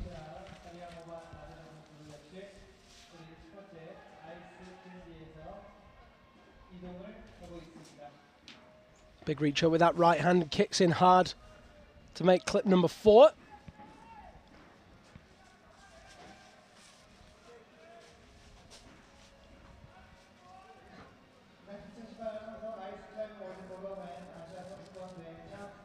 The 29-year-old Galyamova moves off the ice block.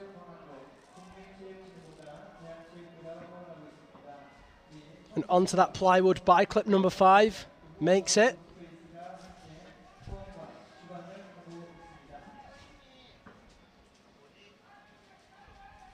Nathan Clare at clip number 5 on his route now.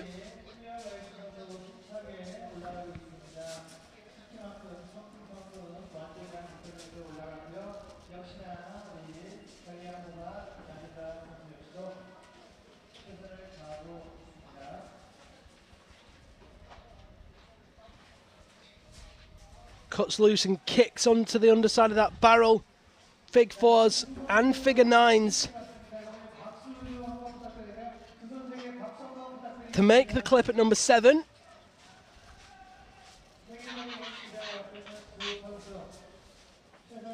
Into the end of the first block.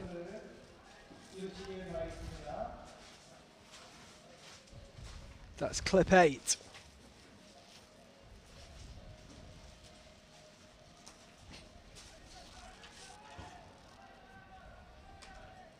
Moving to the second ice block. He's picking up a little bit of time here, moving quickly. Yeah, the slower start is slowly being chipped away at as he accelerates in this steep section, which is exactly the right thing to do. We'll have to see if that early mistake has cost him in the energy department, though, because he has 3 very powerful moves to make now. The first, as you can see, from the end of this ice block, up and left to that Stein. Oh, misses it first time. Misses it second time.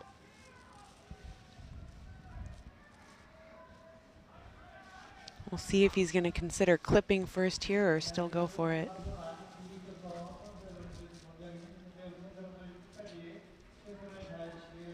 Oh, he's so close. 3rd time, 4th time, 5th time, all the time, getting more and more tired. Hits it 6th time. Oh, it pops out. Heartbreaker.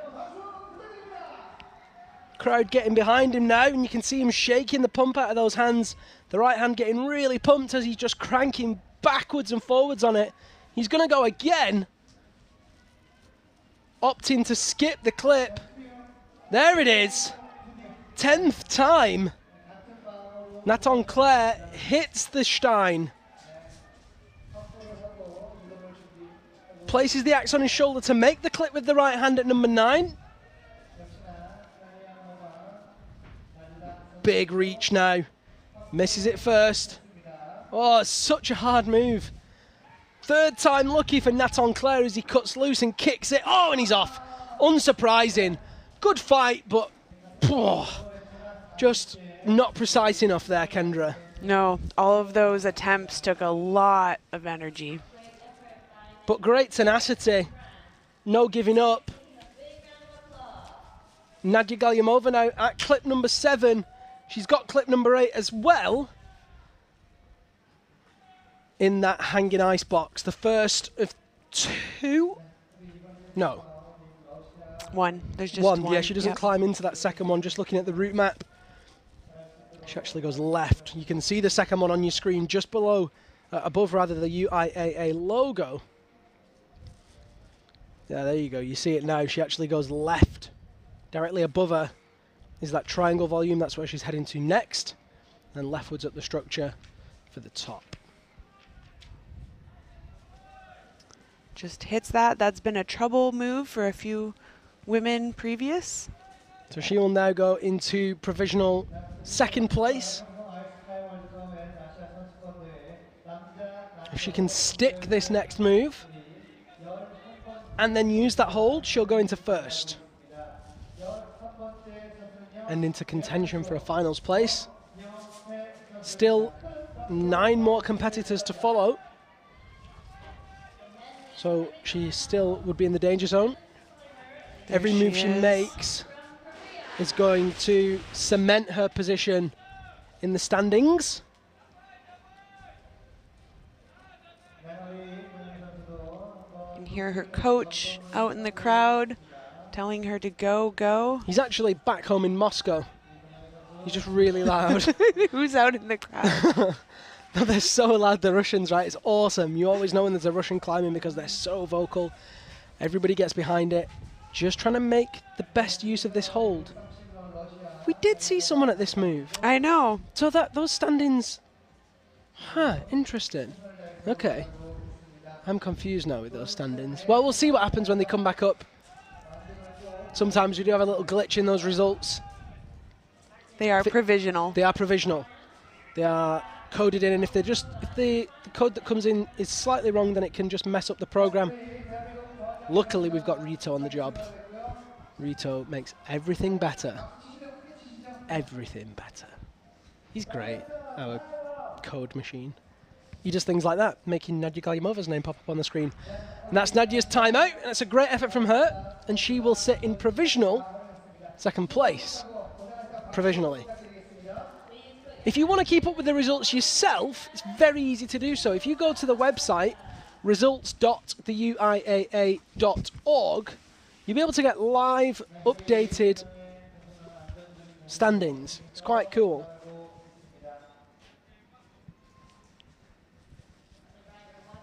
Luigi makes a great point on Facebook. He said they were saying ice, but I can only see those ice blocks. Yes, they are indeed ice blocks. They're the ice at this competition. Basically, ice is too easy for these guys.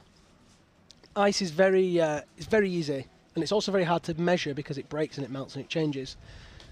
So maybe perhaps Kendra, you can explain a little bit about the mixed style and how that translates to quote-unquote real world climbing with ice tools. Well, Liam, it turns out we are still currently in the real world. Yeah, but I mean, like, this is real climbing. This is competition, right? Like, there's But it's competition real and then climbing. there's climbing outdoors on, like, natural.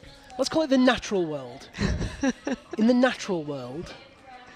So, World Cup style climbing is amazing, exciting 3D climbing, and we're not mimicking what we climb outside. No, This is but there are similarities.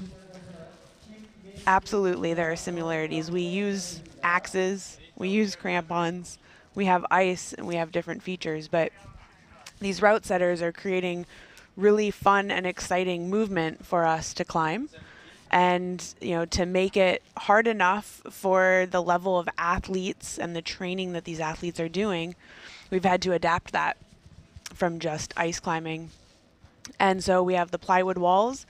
We have holds that are made from rock, plastics, metals, all sorts of creative things. Wood in Sasfay. Wood, yep. And, of course, ice. And ice, the ice bollards. You actually can see in between the men's and women's routes, there's a speed wall of ice there too. I was just about to say, if you want to watch full ice-only ice climbing, tune into the speed competition tomorrow morning, in fact, and you'll be able to see the whole thing on ice. It's a vertical race. Yeah. Super exciting. You can climb the ice the fastest. And that's what this would be, but just longer if it was just ice, because, like you say, these climbers are flipping strong. Some of the best in the world, in fact, the best in the world. And so other challenges are required. Great point, Luigi. Thanks for your message and for your comment. If you have a comment at home, then do feel free to drop it in the comments box on Facebook or in the chat box on YouTube. Myself and Kendra love to hear from you guys. You can contact me directly as well using my name at Liam Lonsdale. That will reach me on Instagram, Facebook and Twitter.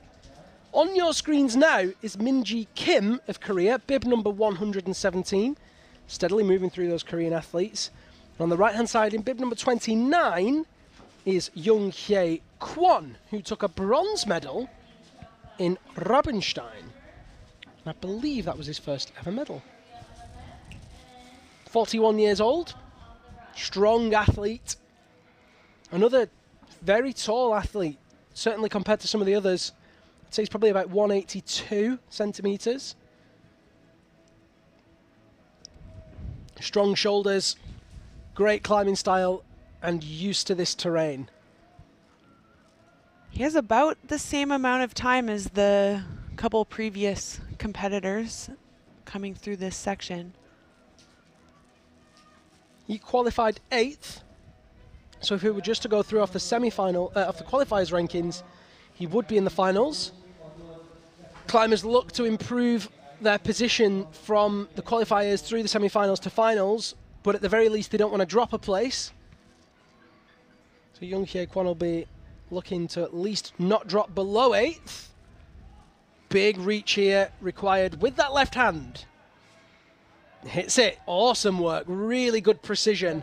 Great core strength. Kicks in right and left to make clip 9. Looking promising, Kendra. Yeah, I think he's just going to hit this next one too. Don't curse him. It's your fault if he doesn't. Moving across to the left-hand side, hitting the holds by clip number 6 is Minji Kim. In bib number 117, her first competition of the season.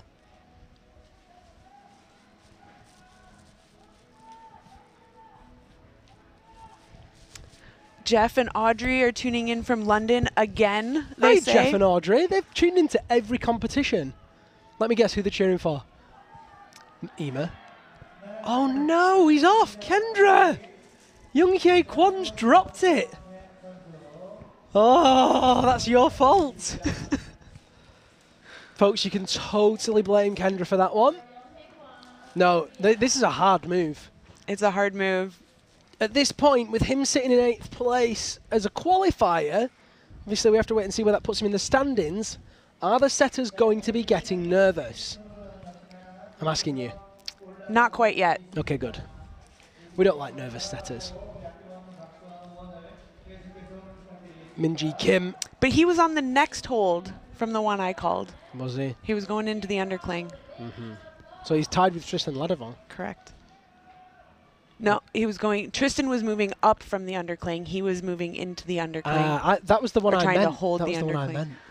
Well, I was saying the next move, which was the little triangle. Vote, guys. You can vote on Facebook using the reaction. If you think I'm right, use the love heart symbol. If you think Kendra's right, use the anger symbol. Let us know who you think is the correct one. That's a rigged vote. It's a totally rigged vote. I'm only playing. Don't use any symbols.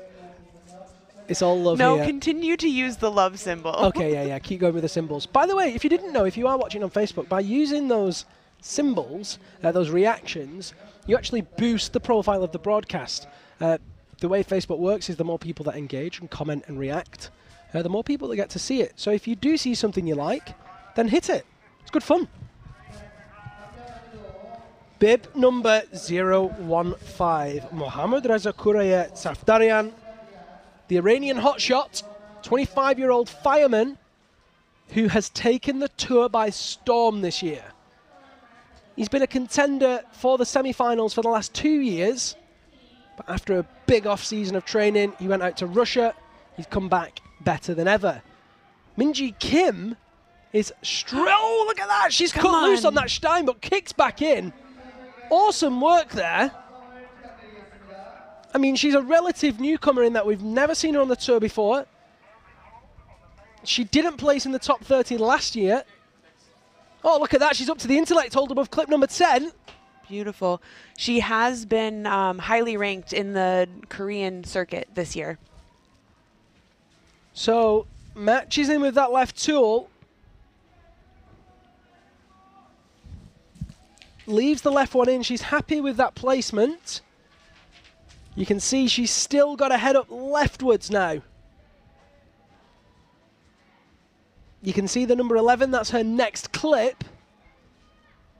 Cuts loose and kicks in. She still has 43 seconds on the clock.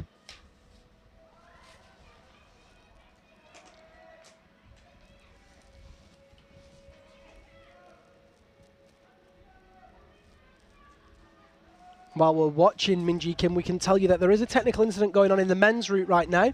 There's a broken hold. That will probably mean that Young Hye Kwon will be given the option to climb again. Johnny and Chloe from Australia are tuned in. Great to have you kids on board. Thanks so much for tuning in. And Lonsdale, enjoying your explanation and commentary. Thanks, Mum. Love it when my mum tunes in. And compliments you. I know, but especially, obviously. Yeah, very keen ice climber herself. Has dry tool D16 on site. That's obviously a lie. Never been done by anyone. Minji Kim timing out there, getting the new high point in the women's competition. Brilliant effort from the young Korean.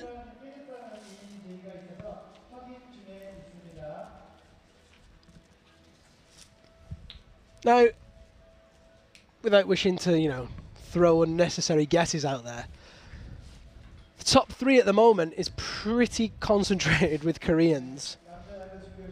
Let's have a look at the men's standings as it is.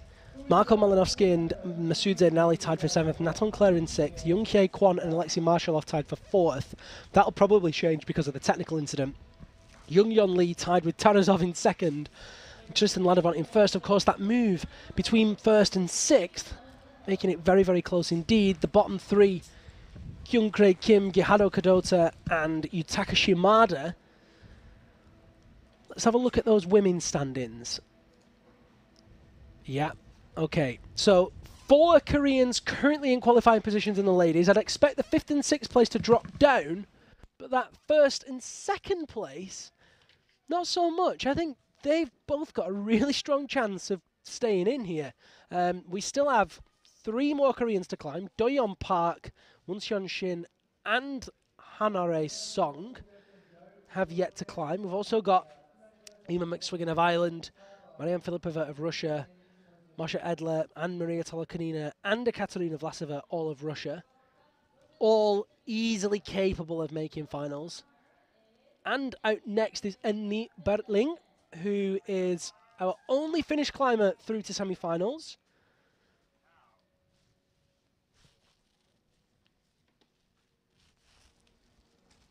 Now, Kendra, more of a question than an observation, but there were a lot of athletes that went to China that did fairly well last week, or have been doing well, or consistently improving over the season, that didn't do very well today. I'm thinking of the likes of Noah Bake. I'm thinking of Mira and Tapio Alfonso of Finland. I'm also thinking of the French who weren't there, but who've had some good comps. Is there a possibility of fatigue from China? It was a difficult comp. Logistically, it was a difficult comp in terms of the temperatures. Do you think that's playing out, or is Korea just a really hard style? Well, I think that Korea is a drastically different style than we've had the rest of this season. The other thing that I know is that almost all of these climbers and many of the ones that didn't do as well climbed a lot this week. Yes, this is true. Actually, that's a really good point, and I did forget that for a moment. But I was only talking to, it might have even been you, yesterday. Yeah, we were talking about it, and I said, what were you up to? And you're like, oh, pretty chill. And Ema said the same. I had a pretty chill week. Everybody else was climbing every day. Yep. Because we have the training structures around the Seoul area that everybody can go and climb at. They're public. They're inexpensive. You just show up, bring your rope, and start climbing the dry tooling routes. And so people climbed like 3 days this week in between China and Korea competitions. And like you said, China was not an easy competition for us because it was cold, it was long days, new venue, new food for a lot of people. A lot of traveling as well. A lot of traveling. Interesting. So that compounded by 3 days of training, maybe playing out. Interesting insights from my athlete co-commentator, Kendra Stritch of the US of A. Enni Bertling climbing now, moving leftwards. Good pace so far. 5 minutes, 15 seconds on the clock as she makes clip number 5. I would guess that she's about a minute and a half faster-ish than some of the other athletes that we've seen at this point. I mean, some of the athletes were there with almost running out of time, but Enni's moving actually quite well there. If she can make these next 2 moves quickly, basically, if she can be at that above the banner before the end of 4 minutes, she's on a good pace. She would stop and shake as I say that, wouldn't she? Of course. Just slowing it down.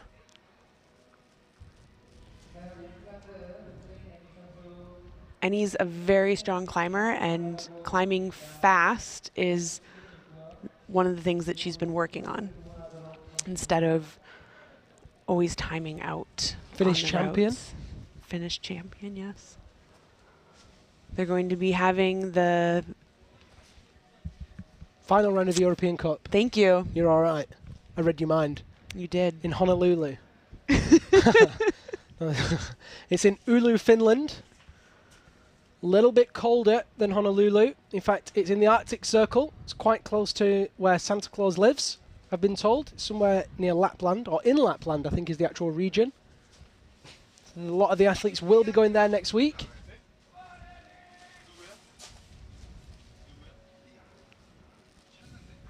Big reach now for that left hand. So she's just behind that pace now.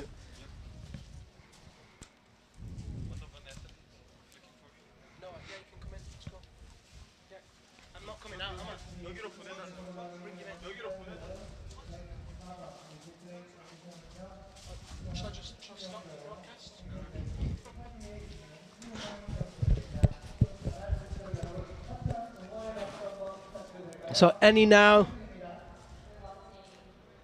makes clip number 7.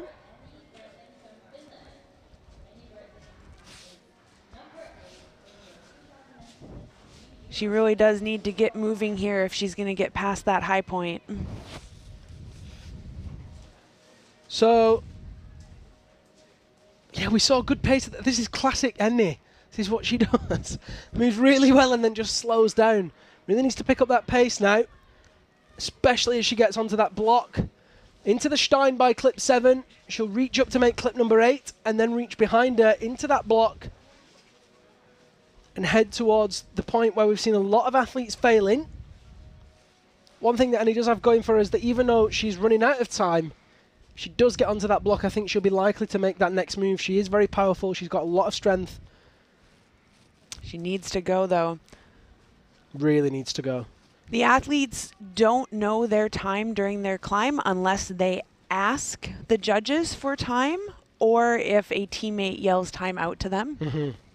We don't have, is there a visible clock? I didn't notice a visible clock. I don't think so, no. Some competitions have a visible clock that the athletes can look at while they're climbing, but the judges do not give anything other than time out during the climb.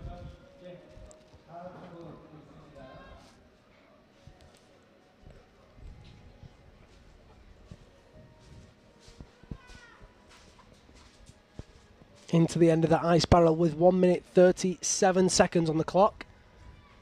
Big lock with the right hand, not hitting it first time. This is really the crux for any, if she wants to be in with a chance of that finals qualifying position, she has to make this next move. She's going to stop and shake again with 1:18 on the clock. Can see as well that she's tiring. Come on, Eddie.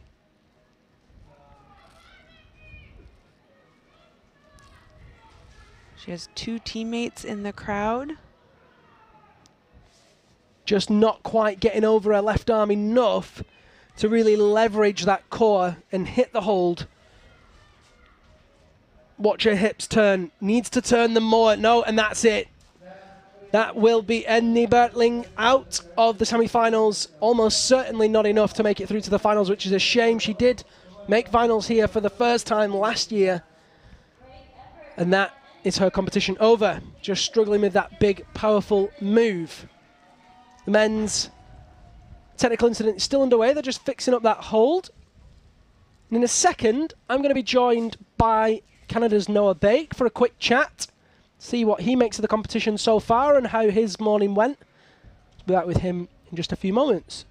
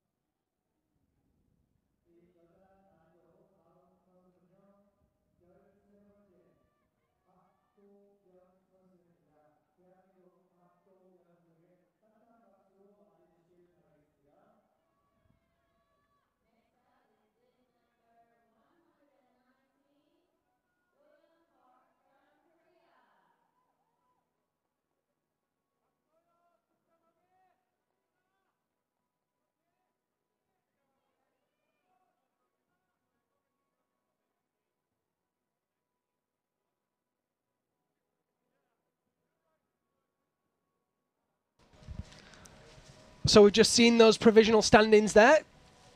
And as we get ready to rejoin the action, the women's competition with bib number 119, Do-yeon Park. I'm joined by Noah Bake of Canada. Noah, good afternoon. Hello. How you doing, mate? I'm good. Good to be here. Well, mixed feelings about being right here, but So tell me about it. Tell me what happened this morning, first of all, in your qualifying round. well, it was going really good. I was climbing fairly quick, but I was too fast on a very skatey hold, and I came off. Okay. And was it a mistake? What happened? Was it a disappointment? Were you expecting to pop? I definitely wasn't. I think I just needed to take a little bit more time on it. I think I rushed it when I should have been careful on it. Okay. I mean, it's a shame, right? It's hard. Yeah, it sucks, but you learn from it. 17th position in Rabenstein. 6th position last week in Hohe. You had a good week last week. Yeah, it was a great week. I distinctly remember your face in the finals after you came down off that 6th clip. You were a very happy chappy. Yeah. You enjoyed yourself, I believe. Yeah, the route setting was amazing, so it really played to my style. So I just had a blast the whole time. Stanislav Lobzov and Vasily Terekin setters last week in China. On your screen, Do-yeon Park moves through to clip number 5 with lots of time on the clock. Taking a second to shake. Another Korean first comp of the season. What's it like climbing on this structure, Noah? It's pretty intimidating. Just like looking up at the big overhang, it thing kind of swallows you. You just kind of get lost in it. Is it possible to train back at home in Canada for structures like this? What would you do to get moves like these and terrain like these under the belt, so to speak? I guess with such a tall structure, you kind of have to you kind of have to climb up a lot. I know that kind of sounds funny, but like a lot of people have these bouldering caves that they train in, and it's a lot of training sideways. So when you go to a comp like this, you kind of get tanked because it's a lot of going up. So you have to try to simulate a lot of moves moving upwards.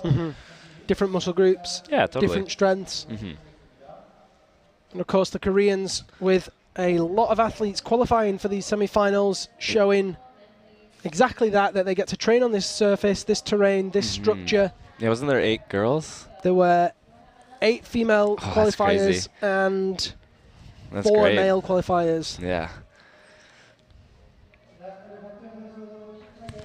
12 of a possible. 12 total. Yeah, I mean, out of a potential 36, that obviously got bumped up to 38. Yeah, almost 1/3. Yeah, almost a third of That's the competitors crazy. Korean. Brilliant work. I heard the same thing happens kind of in Russia too. Yeah, Yeah. yeah, I'm sure that is to be expected. Another very unique structure.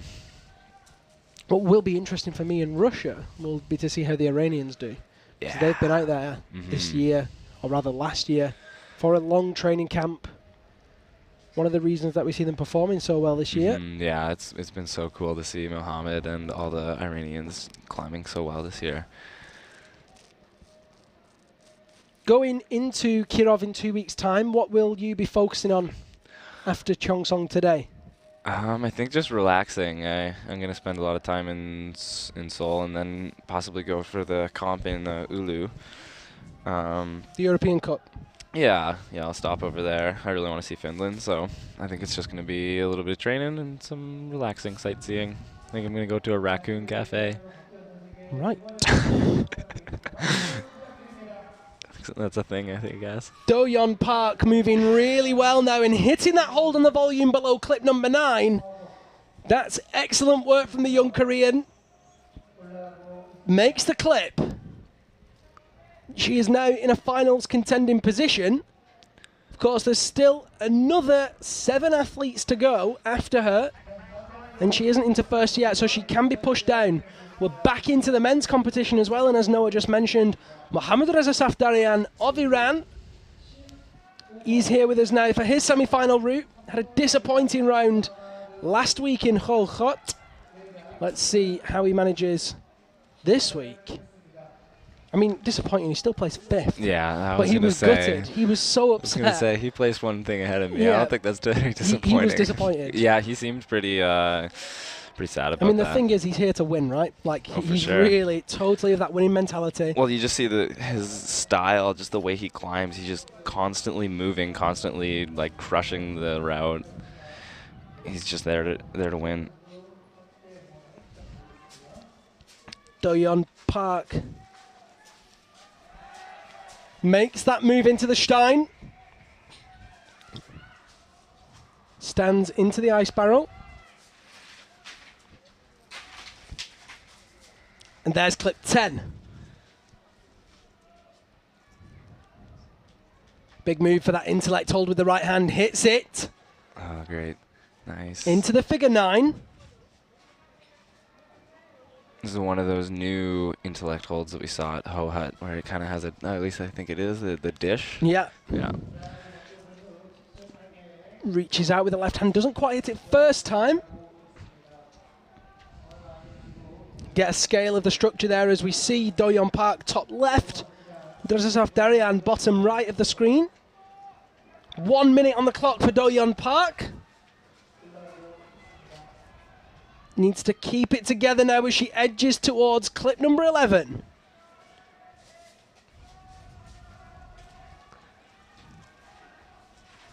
You can hear all the Korean athletes cheering. Big reach with the left hand. Hits it again. Oh, Pops, but nice. manages to hold it together. Excellent composure.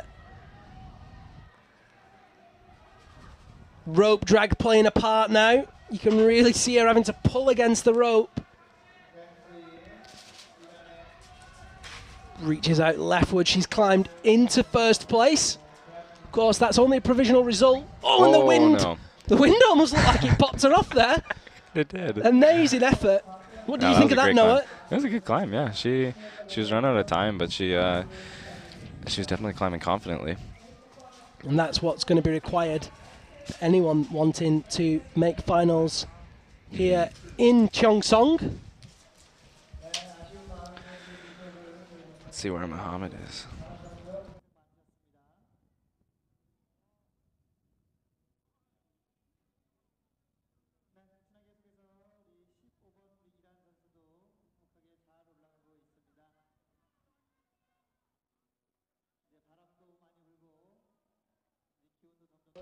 Mohammad Reza Safdarian now at clip number 5. 4 minutes 25 left on the clock for him. Climbing in his normal style, very fast.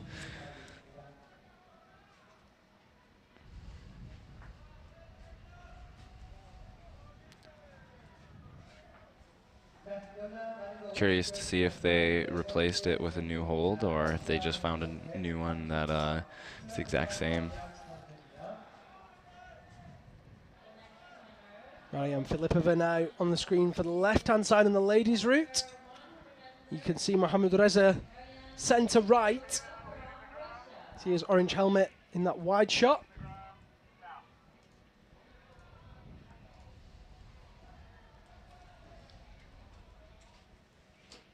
Consistent finalist this season.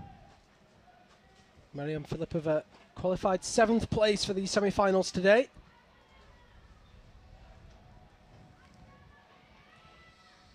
Safdarian quickly through those ice barrels.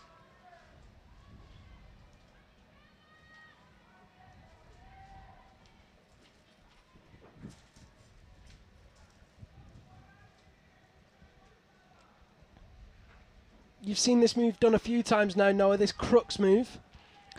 I think it's one of the cruxes. I think the crux move is where everybody's popping off, the undercling up higher. That was what I was alluding to. Oh, I see. So that yeah. move above, once he's hit this, what do you think is necessary to make it work? The move itself, Yeah. I think getting your feet up high, because they have that one big feature on the right, and then they have a longer one on the left. And I think they put that one on the left specifically for a foot. Okay. Because originally I thought that the move looked like way too hard, but if you actually get your feet up, you can really oppose out of the roof and press up into it. Tristan Lanavon definitely looked the closest that we've Yeah, seen. totally. That was great. Yeah, he was one of the ones to get his feet really high. Pushing off the underside of the volume there to try and generate some swing. Hits the Stein with the left hand. Kicks in hard with the left as well. And there you can see those boxes and those volumes that Noah was talking about. Hits that. No, he doesn't hit it first or second. Such a hard move. There it is. Third time lucky for Mohammad Reza Safdarian.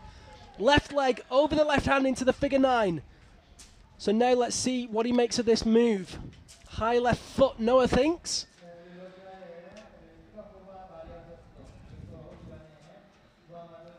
Is he crossing over? Oh, nice. Very So tenuous techy. movement. Yeah. Oh, come on, buddy. Pops, but manages to hold it. Oh, he's going right. Oh, what is he doing? He's just trying to make it work. Gets the high feet. This is where the pressure's going to be. A very difficult move Stand off up that into intellect that. hold. Crosses into it. Look at that bicep strength. Safdarian reaches over and climbs his way into provisional Nice. first place. Super Awesome strong. work from the Iranian. Oh, and he's off. no.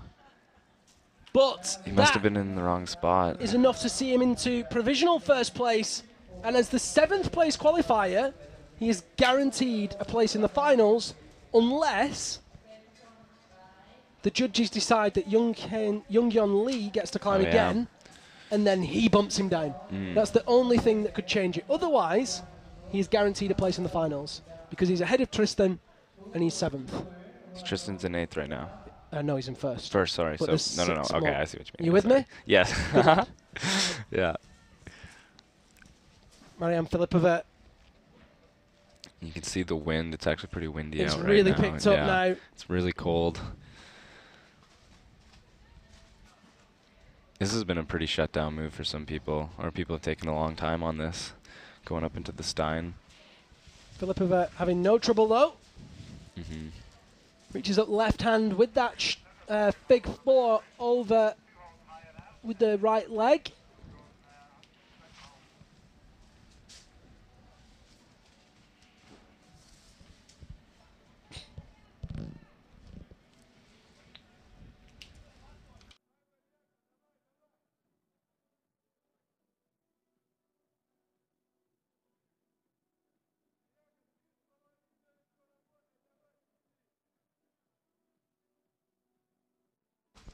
Interestingly, Kendra's just shared some information with me that Marianne was the last climber in qualifiers this morning. So she was in isolation for 4 hours. And then as the last climber, she's now back out again competing in semi-finals with only an hour or so's rest. Just goes to show what a strong athlete she is as she climbs through this ice box into that next move.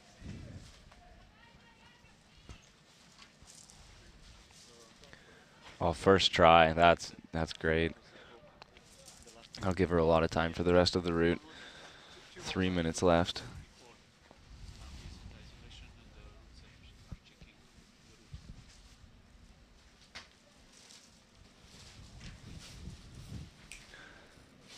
So I've just been told that in the men's route now there is another technical incident.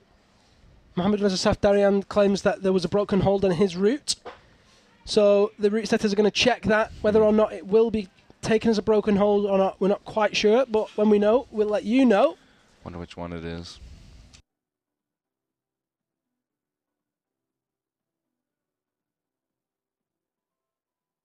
And I've just found out that Young Yeon Lee will get to climb again. His technical incident was confirmed.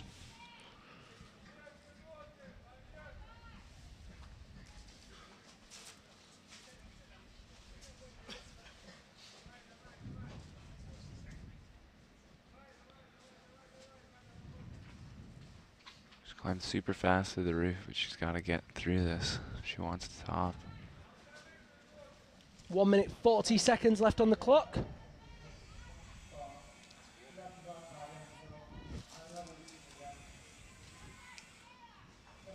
Oh, come on.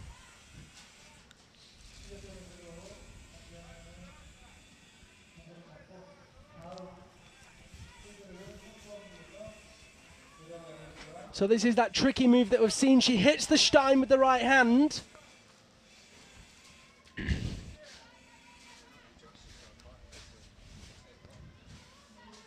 Makes clip number 10. It's going to put her into a top 3 position.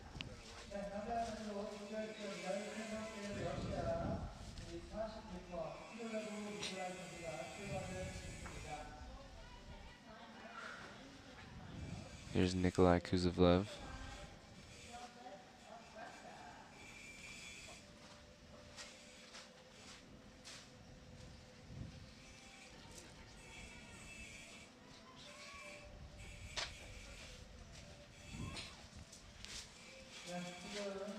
.30 seconds on the clock for Filipova.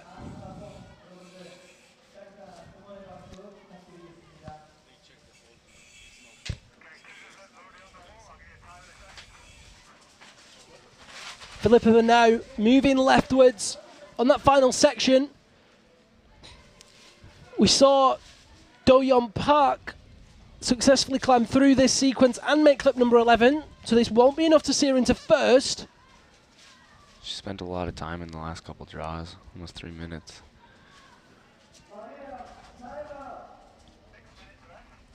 But it's a great effort nonetheless, and will see her through into that top 5. We'll have to wait and see if it's enough for finals.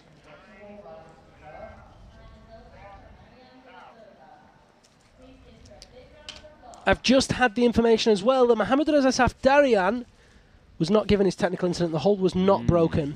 I was wondering, I wonder which one he was talking about. The Maybe one it was that he hit last. Popped, yeah. Yeah, but it wasn't broken. So his result will stand. He's still in first place at the moment. But one man who's definitely capable of taking it off him is Nikolai Kuzovlev. Russian climber wearing bib number 46. Kuzovlev took a bronze medal last week in Hochhutte, 4th place the week before in Rabenstein, and in Sazfei didn't medal at all. So he's had a good season post Sazfei. Very good morning to Petra Klingler, who's watching in Switzerland. And a very warm welcome to Emma McSwiggan of Ireland, wearing bib number 111. joins us in the women's competition after her stunning performance last week, where she took bronze medal in China. Yeah. Noah, you were staying with her this week. Yeah, well, she let us crash at her house. There was a big crew of you. Yeah, there was a lot of us. No, Amira is such a nice person. Always smiling.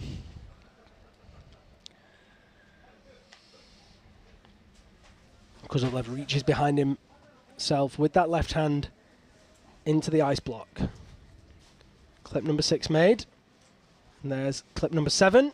Very efficient clipping. No time wasted. Back and forth through 4s and 9s as he reaches up to make clip number 8.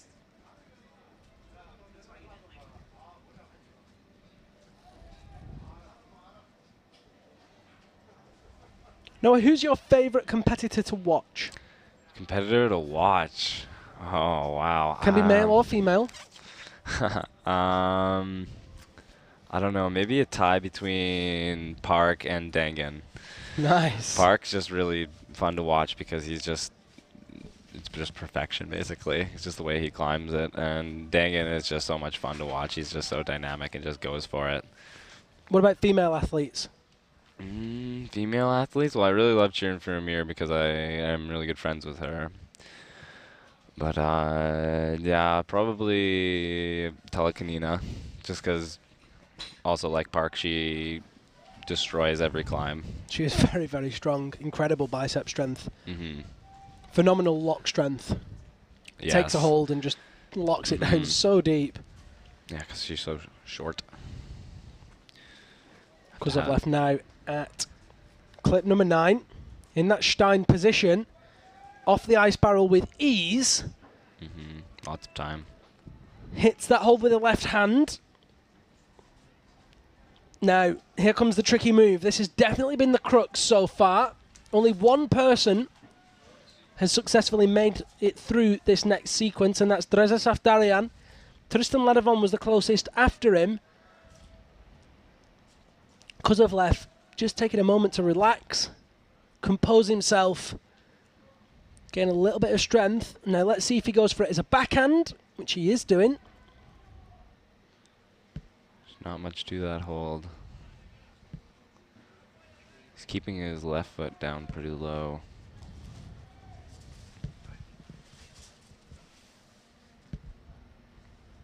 There we go, come on.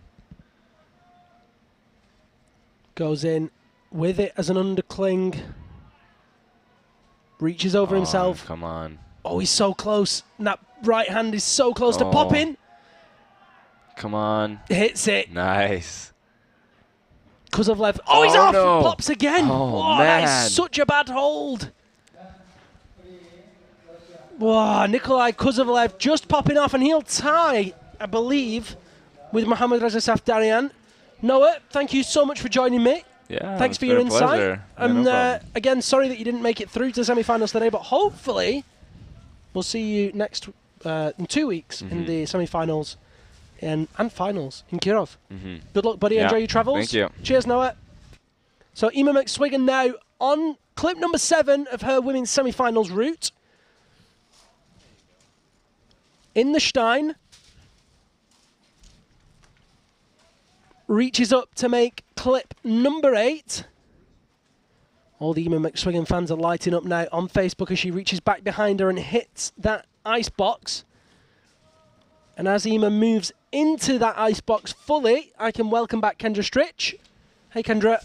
Hey, Liam. Did you have a nice little break? I did. Oh, lovely. Are you preparing for the speed? I am. I switched out my crampons, made sure I knew what time we're going to go on. Speed qualifiers later this evening. It's going to be a late one for the speed athletes. Yeah, this is the longest day of competition of our season. We left the hotel this morning at 6:10, many of the athletes. And traditionally, the speed athletes make it back to the hotel at about midnight tonight. Is that because you're all at the club? No, Oh, unless you mean the speed wall is the club. yeah, that's what I meant. Dancing is a good warm-up. Emma McSwiggan now with lots of time on the clock, just needs to make this powerful move. Will she think about switching hands? Oh, she just hits it. Really good work from her.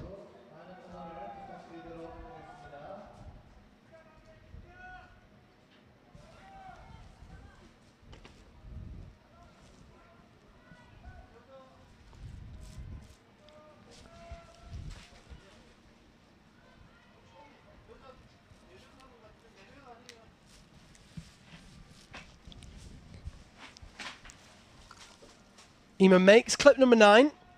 2 minutes on the clock. And now on the screen, bib number 52 is Alexei Tomilov, Russia.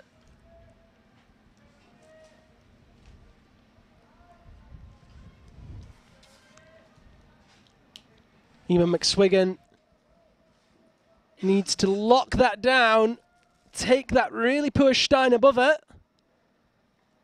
Hits it. Look at that. Excellent precision from McSwiggan. Beautiful climbing.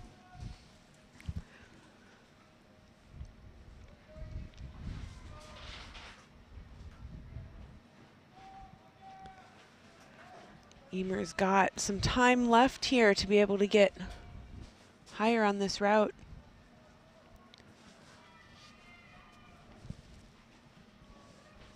Big reach with the right hand, hits that intellect hold first time. Another example of brilliant precision from Ema McSwiggan. Needs to keep pushing on though if she wants to be in with a solid chance of the finals. With all the athletes coming so close to each other and falling off in such close proximity, every tiny move will make a massive difference. Watch the speed that Emer's moving at now, though. She's had the 1 minute call from everybody in the crowd, and this is when she always speeds up and just kicks it into high drive. We joked about this last week, that we needed to tell Ema that it was 1 minute to go with 3 minutes to go, and then she would climb fast the whole time. She's just struggling to get out of this position here, and look at that wind. Really strong winds there. That next hold that she has with her left hand looks really delicate.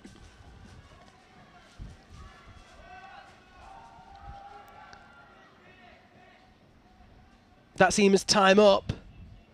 Too bad. So she touched the hold, didn't get clip 11. We'll have to see where that puts her in the provisional rankings. Axe crashes down.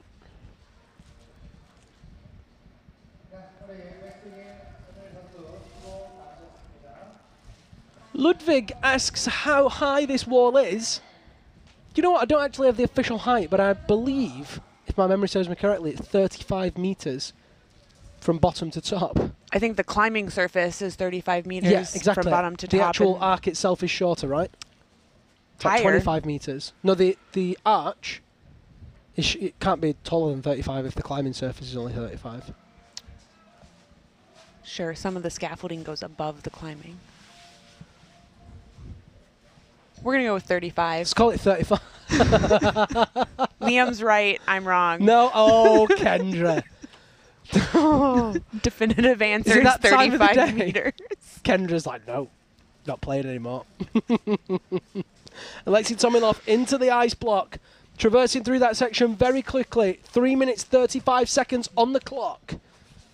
We've seen men all falling off in that next section, that arrangement of 3 volumes, really cutting them back. Only Mohammad Reza Safdarian and Nikolai Kozlovlev have touched the hold. After that, you see it in the top center of the screen, silver hold in that blue triangle.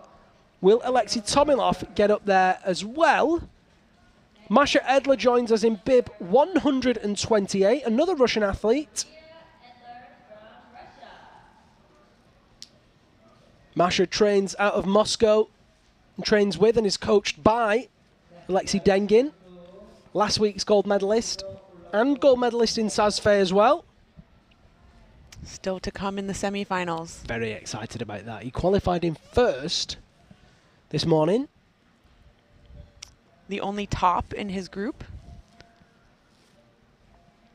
Tomilov just taking a second in that Fig 4 position. Fig 9 rather. Just working out what he needs to do with this next move. Catching his breath. Getting the next hold in his sights. He's got the time. So definitely needs the feet up first, is what we've seen. Is you've got to have the feet in position as you take that hold, as opposed to taking it and then moving. Anyone that's tried to move the feet without the hold, or rather move the feet with the hold, has fallen.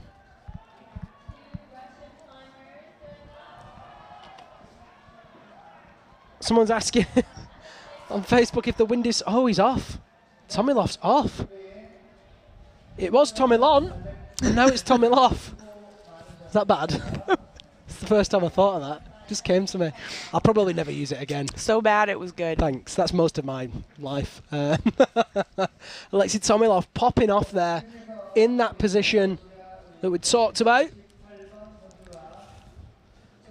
So to answer the question on Facebook, there is no wind simulator. Whilst this might look like it's inside, what you can see behind Masha Edler, behind the structure, is ice. We are outside. We are in the ice valley of Cheongsong. It's very much real wind.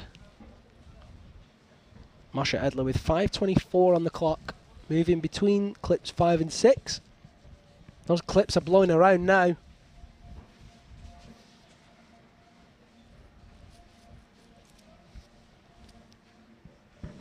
Yeah, pretty sure the wind's simulated. Lots of you talking about the wind on Facebook. Doing a great job. Moving up between clips 5 and 6, Masha Edler moving with great pace. 5 minutes left on the clock. It's probably one of the faster athletes that we've seen yet.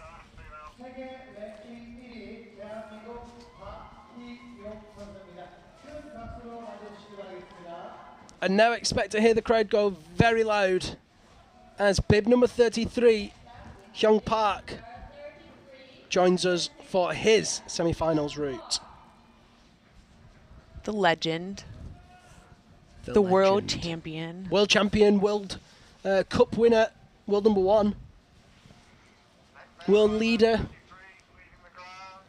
He's just man of the world. Mr. World 2017. Can we vote him in for that?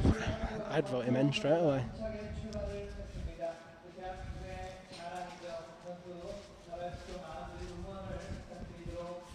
7 minutes 15 for Park. 4 minutes exactly for Masha Edler. I think that's one of the quickest we've seen on the women's route. Definitely. Up to that Definitely. middle section. So hopefully she can carry that momentum through the traverse and the bigger moves ahead. Now, Noah was saying that it's awesome to watch Park because he climbs flawlessly. We're about to see some of that flawless climbing, hopefully. That said, this is only his second competition of the year. He's took a rest from competing, as we mentioned. He did the Korean Championships last weekend, which I believe he won. He has many years of experience competing, so I know that he's still been training and climbing in his gym, and I think that he's absolutely fit for a great performance. He's almost the here. dark horse of the competition, but he's absolutely not the dark horse. Right. It's like he's the underdog, even though he's not, because he's not been competing this season, but he's just so good. Masha Edler with 2 minutes 52 on the clock has lost a lot of time in this section. Relatively easy section, but this move has caused a few climbers problems. Masha bracing that pick with both hands to use the fig four, manages to get the Stein eventually with the left.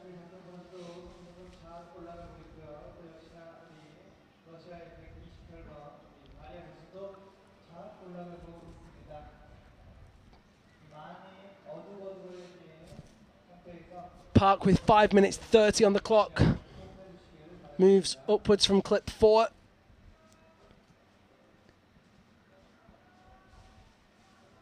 You know, it's not only his flawless climbing, it's the style, too. Style first.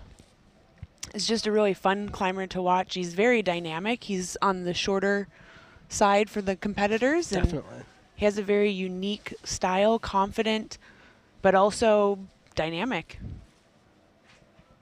There just doesn't seem to be a move that's too hard for him either. No. He just busts it out. You're like, oh, that's a hard move. Oh, no, he made that look easy. Great. Yeah, like you watch some of the guys that are 6'2" and long arms make the move. They make it look hard, and then it's like, oh wow, is Park going to be able to do that? And then he just like flows through it, and you're like, oh. Yeah, he's very, very strong. Masha Edler, 124 on the clock, lost a lot of time in that section through the blue ply. On that ice box now, moving up towards clip number 9. Looking a little bit tired, I have to say, but makes the move easily.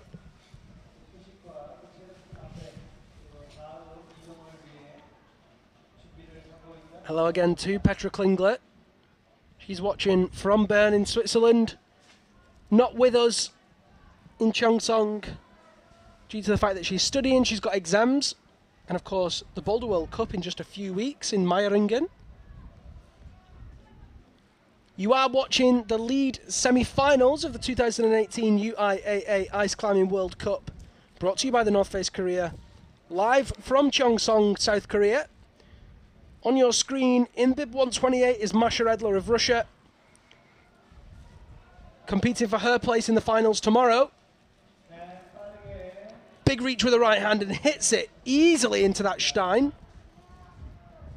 Stands into the hanging ice block with the right foot. You see that quick draw swinging around. That's the wind, which has really picked up in the last hour or so. The first competitors climbing without it. And as it's got darker and colder, final competitors have had to suffer through. Yeah, it's still about 0 or 2 degrees C, so still a nice temperature. Bit of wind chill though, it's going to be in the negatives. For sure.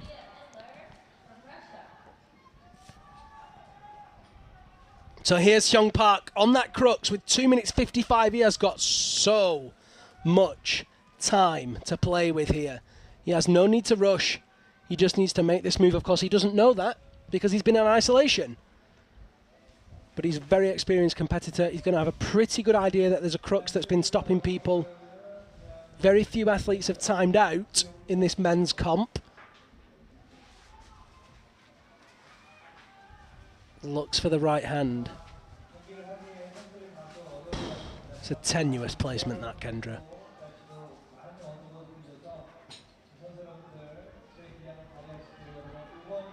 Needs to build that left foot without popping. Look at that stability in the shoulder. Incredible power. Hyung Park reaches up with the left hand and he hits it. Oh, but it pops off. This is the hold that everybody's been popping off.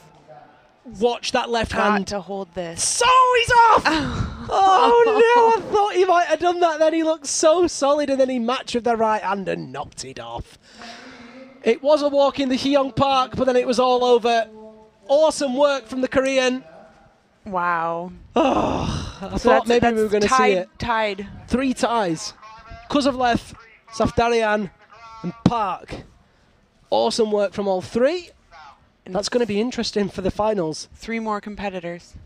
The route setters better hope that there's no ties in the finals at this rate.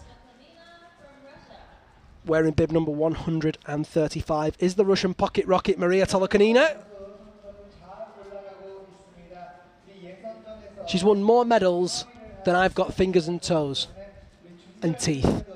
Maybe double. Double the amount of fingers, toes and teeth. Fingers, toes. Okay. That was coming out before you said teeth. I was trying to think of something else that I don't know how many of those are real. All of them are real. 100% real. Oh, look at those standings. Doyeon Park, relatively unknown in the Korean standing in the World Cup competition, but stands there in first place ahead of Eamon McSwiggan, Minji Kim, Masha Edler, Woon Hwa Jeong, Nadezhda Galyamova, Marianne Steen and Jungmin Kim. I reckon we can pretty much guarantee that bottom 4 is going to get bumped down. Tolokanina, Wontian Shin, Vlasova and Nare Song all capable of getting through those moves, I believe. We'll have to wait and see, of course. Anything can happen. Filipova, Bertling, Song, Musave, Kozak, Lee, Zazdravnik and Ha, all in the middle 8 of the standings.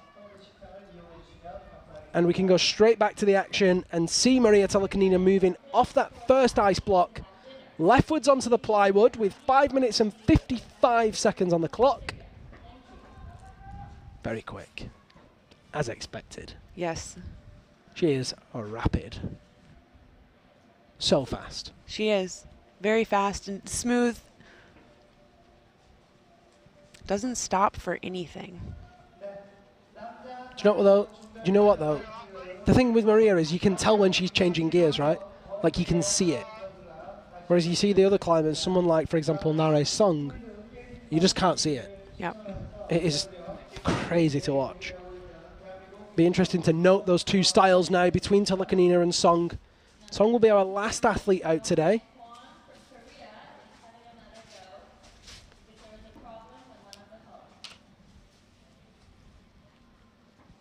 And there on your screen in bib number 29 is Young Hye Kwon. He had a technical incident earlier with a broken hold.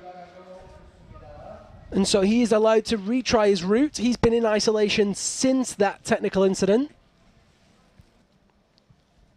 So he'll be looking to better his result and give himself the best possible chance of qualifying. As it stands, he is in a qualifying position, but with Luna Ladavant, Maxime Tomilov and Alexei Dengin still to climb, it's possible that he could get bumped out. So he's really got to give it everything that he has left in the tank with the hope of qualifying. Maria Tolokanina now at clip number 6 with 4 minutes 20 on the clock. So fast, Kendra. She's so fast. She is. She's just a machine. And it's like you said, you know, sometimes it's not necessarily about the pace of the climbing, but the lack of resting. You know, she's not stopped to shake once.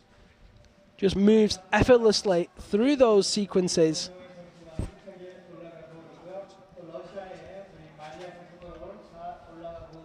There's clip 7.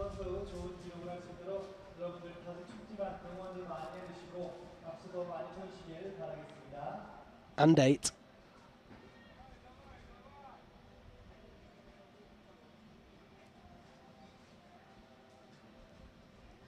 Figure 9 over the right hand. Reaches round with the left into the fig 4 with the right leg over the left hand. Brilliant route reading here. Fig 9, I mean, that's flawless. Look at that. Just no readjustment. Brilliant route reading. That's a pro right there. She absolutely is. No matching. Yep, she has all those medals to show for it. She absolutely smashed that sequence to pieces. And just went up to this first try. Masha, you monster. Puts fig 4 with the left leg over that right hand to make clip number 9. 3 minutes or just less left on the clock. We can see now Masha in the left of the structure. Over on the right, Young Hye Kwon. He's just getting ready to enter that left-hand traverse. If you want to get in touch with us, of course, you can join the conversation using that hashtag UIAA Ice Climbing on Facebook, Instagram and Twitter. Why not say how well you think these athletes are climbing? What do you think of Maria Tolokanina's performance? You can also let us know in the chat box and the comment box on both YouTube and Facebook. Young Hye Kwon with lots of time to play with as he moves through the barrels towards that crux section where he fell earlier and broke a hold. Yeah, so with the technical, if you didn't go to your absolute limit, getting a technical is like a great thing because now you already know that whole bottom of the route or as far as you got, and you can climb through that with much more confidence, much more speed. So, you know, this potentially he could get a lot higher than he did before if he can make it through where the hold broke on him. Big reach with that left hand easily up to the intellect hold by clip number 10. First time we've seen a shake really there. Matches in with that right tool to get a better placement into the figure 4 with the left leg. 1 minute 20 on the clock. Do-yeon Park was the only other athlete with this much time to play with at this point. And this next move is technical at best. It's absolute desperation. Tiny, tiny hold, difficult feet positioning, and a clip to make. I'm really not familiar with that hold. I'm going to have to go look for one in our warm-up area afterwards. Tolokanina owning the move as expected. just eyeing up that hold as she gets ready to move left. Youngyeon Park approaching, sorry, Younghae Kwon approaching that crux now where he fell earlier with the high feet, presses up into the undercut. Readjusts the pick. And he takes that next hold. Maria Tolokanina climbing into first place as well with 20 seconds on the clock. Approaching the top of that route. 14 seconds remain. Easily enough for Tolokanina as she reaches up for that top hold. Oh, but she's not going to make it. Younghae Kwon has made through the crux as well, climbing his way into first place. So much happening here. Masha Tolokanina times out. No top for her, but she is in first place. Finals for sure.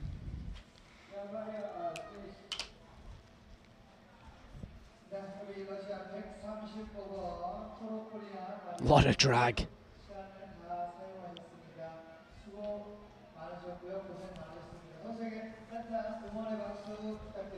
Hopefully we can go across to Younghae Kwon as he's climbing in new territory. Stephen Ambrose on Facebook asking us if they're going to do the same runs for finals. No, they get separate new routes. Same wall area, but the route setters will have planned something completely new for both the women and men.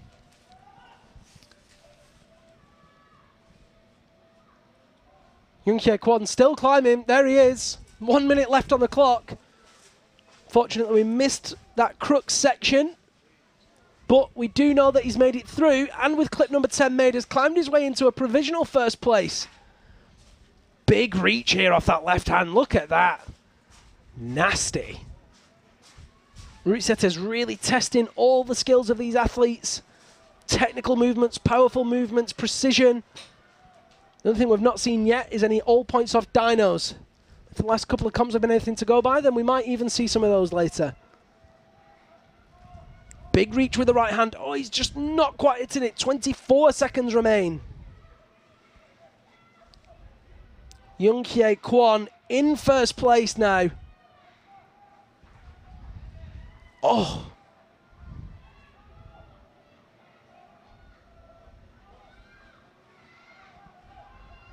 Oh, heartbreak, and that's timeout.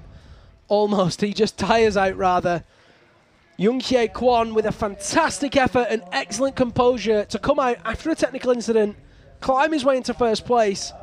Definitely deserving of the finals, and he will qualify unless something drastic happens for the qualifiers tomorrow.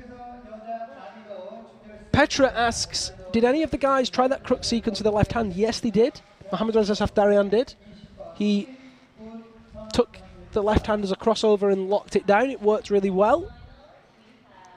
If you want to see any of those moves again, you can watch the replay. Once the broadcast is finished, it'll be uploaded onto YouTube and Facebook. There are the provisional rankings. Tolokanina in first, Do-yeon Park in second. But I wasn't fast enough, so I can't tell you the rest. I'll pull those results up in a second. That's the middle 8. Jungmin Kim in that zone of 9th at the moment, and then Min Young Ha sitting in last place. 20 women qualified for the semis. In the men's, Younghae Kwon in first, Reza Safdarian second, tied with Kozovlev and Tomilov and Park. 4-way tie for second place. Tristan Ladavant in 6th, Tarasov and Youngyeon Lee tied for 7th. As I said already, that 4-way tie is a real disaster. If there are any ties in the finals, the route setters will have to maybe tweak their route accordingly. Middle 9 is made up of Alexei Marshallov, Naton Clem, Masood Zainali, Marko Malinovsky, Yutaka Shimada, Gihado Kadota, Kyung Gray Kim, and of course, that is all of our male standings because only 18 men qualified. There on your screens, last week's gold medalist and current world champion, Wonseon Shin of South Korea.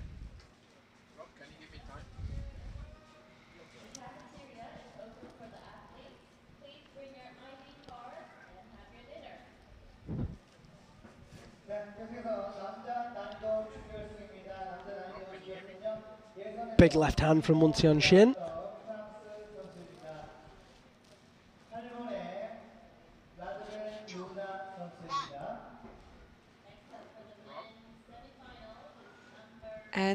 4 starting from France, Luna Ladevant. Yes. We already saw his brother Tristan climb.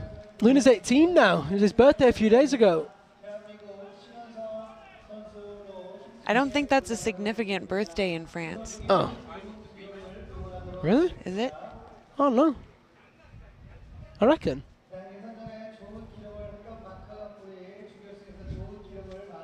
I don't know. In the U.S., we pretty much just count 21. Huh. Well, he's 18 anyway. It was his birthday, and he did turn 18, and he is certainly one to watch in this competition. He's been incredibly strong. A couple of unfortunate pops and slips. But in his qualifying round today, his coach told him that he climbed the closest to what he climbs like in training that he'd ever seen. So that's pretty promising. It's Tristan's birthday, though. I mean, they look alike. They're brothers. They're brothers. Oh, man. Can we just erase that from the video? That is fine. I mean, I've made so many mistakes. It's totally fine. The key with a mistake is to just own it. You know? Thanks, Petra, for calling me out in the comments. That's what I have to say. Petra could have just let it slip. Nobody would have known. But instead, world bouldering champion and my friend Petra decided to publicly shame me. Cheers, buddy. Wow, Sunny making clip 8 here. 4 minutes left. On the clock. Dear me, she's fast. Marianne Thomas has just got in touch, and she is watching from the bed in her hotel. She is actually here in Cheongsong, but 2 days ago in Seoul, came down with an illness, ended up in hospital, had to have various injections and antibiotics and whatnot, and was recommended that she didn't climb. So a big get well soon and non-contagious hug for Marianne from us. Sorry that you can't be here, and I'm sure she'll be cheering Luna on from the top of her voice. Or maybe not, maybe she'll be quiet because she's got a headache. Petra does say sorry. Great, thanks Petra. It's done now, innit? Damage is done, pal. 5 minutes 14 on the clock for Luna Ladevant, bib 008. We just want to keep you honest. It's alright, I've taken her off my Christmas card list. Luna just checking the hold there.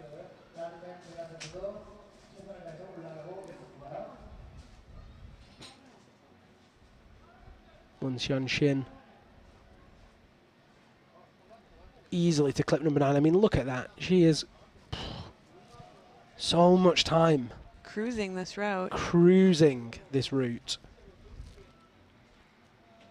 Into the big Stein pull. First time. Spectacular.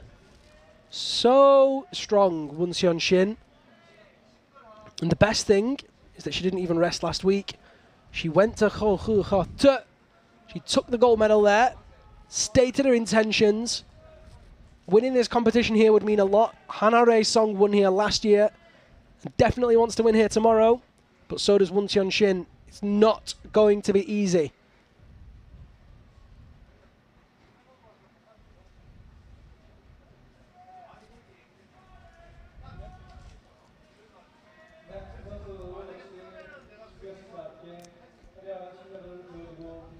Shin with 2 minutes on the clock now. She needs to top to beat Maria's time, to beat Maria's score. Time only comes into play when two people have both clipped the top clip and matched on the final hold within the time. And then it's fastest first. Fastest first. Luna Ladevant moving quickly through those ice barrels. When we go back to a shot on him, we'll be able to tell you exactly how fast he is. 3 minutes, 10 seconds left on the clock. Needs to keep moving. But definitely fast enough to be in contention for a finals place here. Now it just comes down to whether or not he can keep it together through this very technical and very powerful crux. Won Shin advancing up that blue head wall. Climbs her way into second position by taking that hold with the left hand. 55 seconds on the clock for her. Definitely. Oh no, she's popped! Won Shin is out of there. Second place provisional for her. That pop will still see her into the finals, Yeah. but will not see her in the top 3 for going into the finals. That's okay. She has another climb tomorrow. She does have another climb tomorrow, and that one is the one that counts. Katarina Vlasova and Hanare Song still to climb in the women's competition. Before that, let's turn our attention to Luna Ladovon of France. Moving into the Crux sequence here. Oh, it's such a hard... Oh, It's right, going to okay. figure 4. That is not the way to do it, pal. Stands back down with that right foot, just shaking out. His brother Tristan shouting at him in the crowd. 17-year-old Luna Ladovon presses out with that right hand. Look at that strength. Excellent work with that right hand. Matches him with the left, and he's got to be so careful now. Big reach. Oh, misses it first time and second. Luna, keep it together, buddy. 1:40 on the clock. Just not wanting to go full pelt because he's so delicate with that right hand.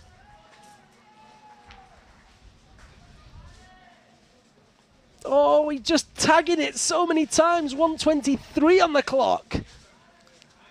Allez, Luna. Oh, he's close. But not close enough. He needs that hold. If he can take that hold, then he'll be ahead of that 4-way tie for second. At the minute, oh, he's off! Yeah. Luna Ladovon falls, which means he's in that tricky tie, I think, for 7th. Yeah. We'll have to wait and see, but that's not good. That could cost him the finals. We'll have to wait and see. Yep. So earlier you're talking about why that tie for second that we have right now is such a disaster. Only a disaster in finals if there's a tie. Right. Can you explain that to anybody? Why Yeah, that? sure. I like to formulate my words. It's funny as a commentator, I can just talk, but then when you ask me a question, I'm like, I need to answer this correctly. So basically, we've got a tie in the semi-finals, which means that 4 men have tied scores. Now, because we had 2 groups, there's your women's rankings on the screen. I'm just going to tell you those. Maria Telekanina in first, Won Shun-sin second, Doyeon Park in third, McSwiggan fourth, Minji Kim fifth, Masha Edler sixth, Woon Hwa Jeong seventh, and Nadia Galyamova in 8th. Look at that. 4 Koreans in the finals as it stands. There's your middle 8, and I'll continue telling you why. So, the men competed in 2 groups for qualifying, which means that there are split scores that cannot be measured identically, right? So, climbers in Group A cannot be measured against climbers in Group B. Therefore, the semi-final score is the only score that you can rank them off if we go to countbacks. Therefore, in finals, if one of those 4 ties, which we see there, okay, Luna Ladovon isn't tied. He's in 6th, which means he will qualify. But you can see Saftarian, Kozlovlev, Tomilov and Park are all tied. If those 4 guys, for example, were on the podium in 1, 2 and 3 tied, we would have to go to a super final because you can't go back to the semi-finals. Well, they're tied in semifinals and you can't go back to qualifiers. Sorry, that's what I mean. Yeah. And you can't go off time because they all fell. Yep. So... And we have had a super finals here. We have, yeah. 5 years ago? 4 years ago. 4 years ago, 4 yeah. years ago.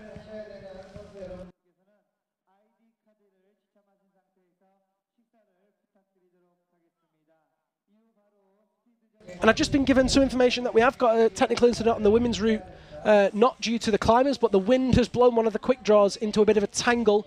So that'll need to be fixed before Vlasova and Nare Song climb. And in the meantime, we'll go to the men's route and to Maxim Tomilov, our 2nd place qualifier, who makes his way past clip number 1 with 6 minutes 30 on the clock. Marion, what did you think of that performance from your teammate? I'm sure you were shouting if you could. Very proud, no doubt. Maxim Tomilov finished 5th in Rabenstein, and last week took silver medal in Horuhote.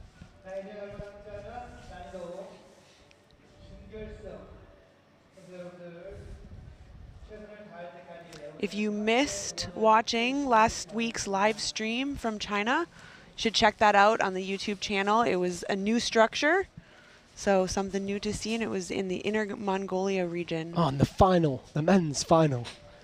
Whew. Worth watching. I mean, the women's final was brilliant as well, actually. Really exciting. Incredible climbing from the finalists. Cheongsong, Maria Tolokanina and Emma McSwiggan, all three of them putting on a stunning display. But in the men's competition, another crazy move, this time imagined and realised by Vasily Terekin and Stanislav Lobzov. Just stunning to watch in that men's final. So do, as Kendra said, tune into that. Maxim Tomilov, for your information, currently sits in second position in the overall rankings, just 5 points behind Mohammad Reza Safdarian. Tomilov has 2 silver medals to his name this season. Safdarian has a gold and a bronze. So he's just ahead of Tomilov. Of course, this semi-finals won't make much of a difference to that because unless Tomilov doesn't qualify for the finals. But if they both qualify, then it'll be tomorrow that we see who goes ahead in the standings. Yeah, the women's standings are very close also. They are, but you know, I can't remember how close they are. I think it's like 7 points or 10 points. Something like that. And because I can't remember, I didn't want to say. But you can check them out on the UIAA website. You can.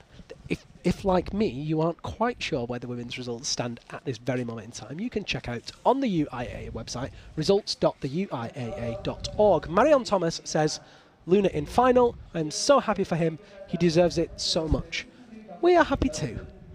And we're looking forward to seeing him in the finals tomorrow. Worst he can qualify in now is 8th place. Maxim Tomilov and Alexei Dengin can be the 2 to bump him down. We have a 4-way tie for second. And I think it's very likely that the 3-way tie for 7th will mean that all those guys get bumped out. 2 Russian guys to climb that will do that. If you are just joining us, a very warm welcome to the penultimate athlete in the men's competition. Penultimate woman will climb shortly. We're just fixing a technical issue with a quick draw. This is the semi-finals of the 2018 UIAA Lead World Cup. It's brought to you by the North Face Korea in Cheongsong, South Korea. Also supported by the Korean Alpine Federation and the Cheongsong Local Authority. We hope you're enjoying the show, and if you are why not hit that like button? You can also hit the subscribe button. Do subscribe to the UIAA Facebook and YouTube channels. You'll be notified when we go live tomorrow morning for the speed finals, and you'll also be notified when we go live tomorrow afternoon for the lead finals. Times of those will be with you in just a second. Katya Vlasova is just starting up the women's route here. Speed finals due to start tomorrow at 8:30 a.m. local time. I did not sign up for that.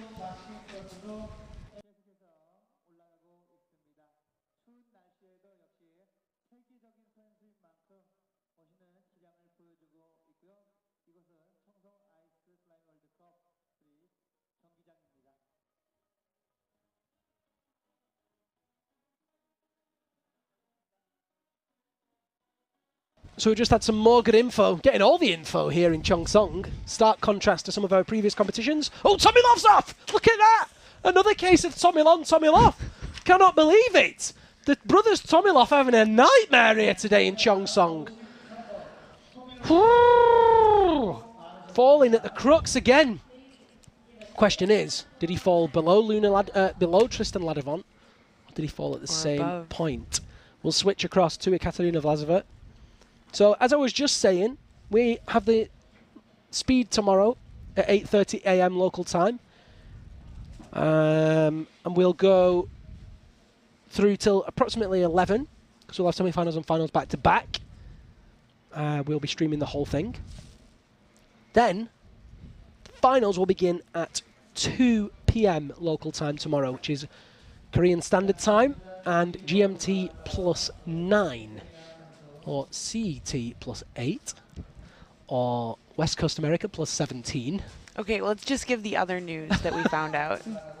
Oh, do you want that? I was going to keep that to myself. We just got some more information about Woncheon. Yeah, that information. That information. The other information that we've just been given is that Woncheon will climb again. I feel like I said that, you know. Anyway, Woncheon will climb again. The technical incident with the quick draw did affect her climbing, contrary to our previous information, and she was unable to clip number 12 due to the fact that it had blown across the volume and was therefore unreachable. So Won Chun-Shin, despite qualifying anyway, will climb again, and we will see how she manages. Now, definitely one of the favourite climbers to watch this season and ever. Alexei Dengin of Russia lives and trains in Moscow. Last week's gold medalist in Ho and the gold medalist in Sazfei.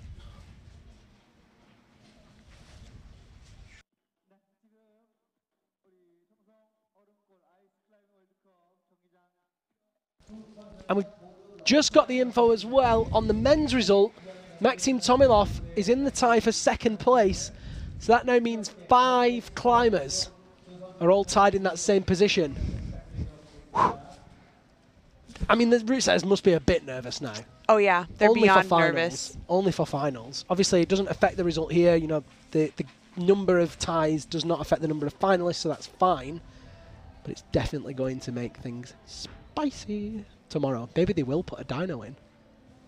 So that they can all fall at the same point? No, Dengin's not going to fall, is he? No, he's our dyno master. He's the Don of the Dino. He's the dinosaur. You like that? Just came up with that. I think you can keep working on it. Okay. Bib number 42, Alexei Dengin, moves rightwards onto the ply. 3 minutes 30 on the clock. I feel like that time is probably for Vlasova. For him to have lost 4 minutes in the first section is very unlikely. Vlasova, as you can see, top left of the screen, approaching the first ice box. Second. In the high section of the route, Kendra.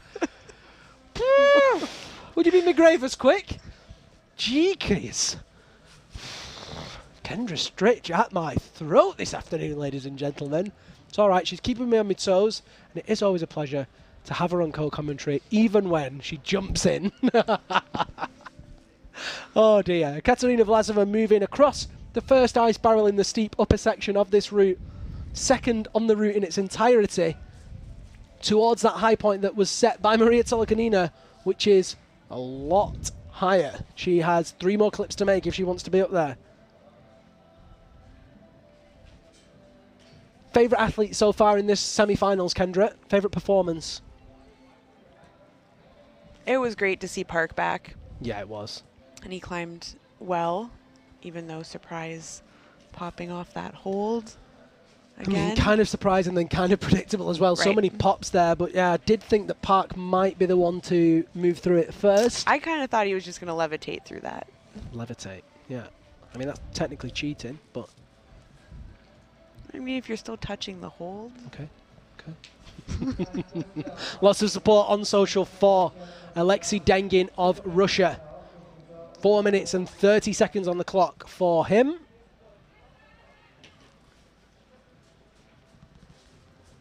The show that Alexei and Park put on all the time make them favorites to watch for Definite. sure. And they're kind of like godfathers of the scene as well, you know. Dengin's been in right now for like 10, 15 years on the circuit. Yep. Park as well, similar amount of time.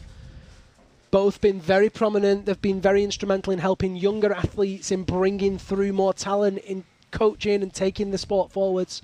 So they're definitely very well loved across the board by by everyone. And they're proper characters as well. They are. They climb well. Wonderful But they're guys. just flipping wonderful dudes. Like spending time with them.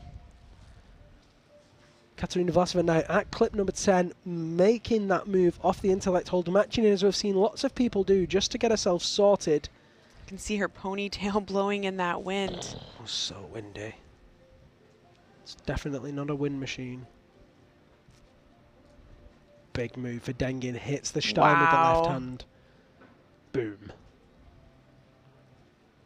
Beautiful.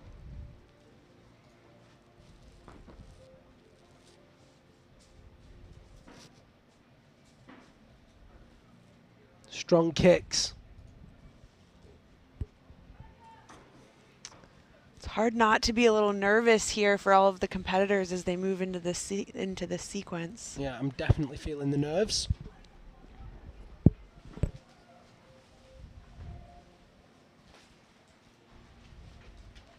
Big reach with that left hand, misses first time. Audrey on Facebook says Liam is a good pundit. I highly appreciate that. And Dengin sticks the move. Excellent work there. Oh, and Vlasova's off. We didn't quite see where she fell off, but I'm going to say it looked like as she lowered down it was with clip 10 made and possibly clip 11 made. Will be enough, I believe, For finals. to see her through to finals.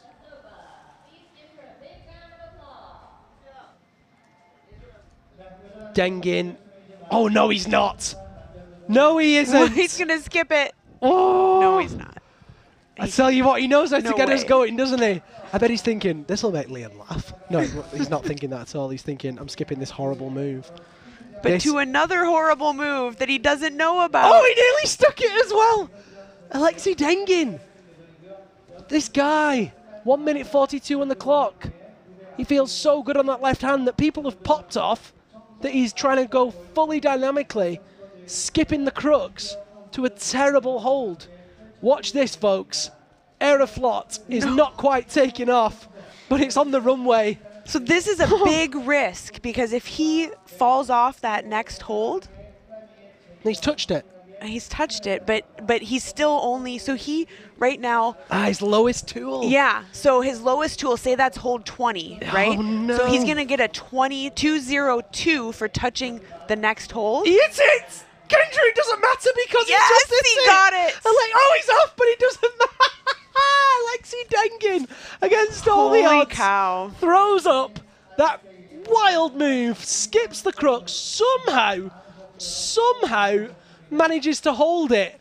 And yet, oh my gosh. So that's just going to put him right into the tie that puts him in the 6-way tie for second. for second. But you know what? Totally worth it. Totally worth it.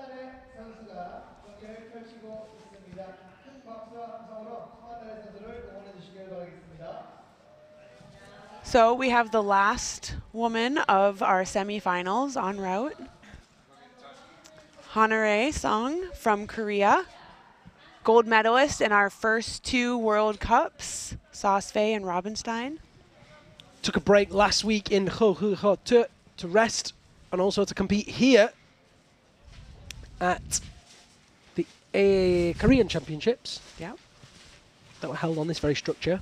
Smart move, possibly. We'll have to wait and see if it was a smart move. But she knew she was going to do that right from the very beginning of the season. So I was a little wrong actually. Sunny had that technical. Yeah, Sun Mun Shin. Winshunshin. And so she still has the option to climb again. She will climb again. Yeah. I said that. I know, but I just said that Hanare was our last climber. Ah, right. Sorry, my bad. Yeah, I didn't clock on that you'd declared.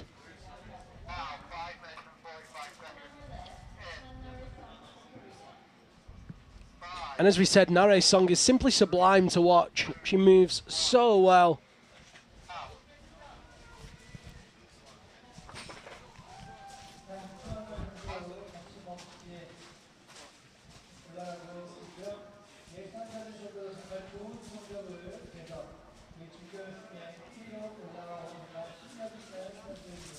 Almost 5.5 minutes here left on the clock for Hanare as she hits the halfway mark.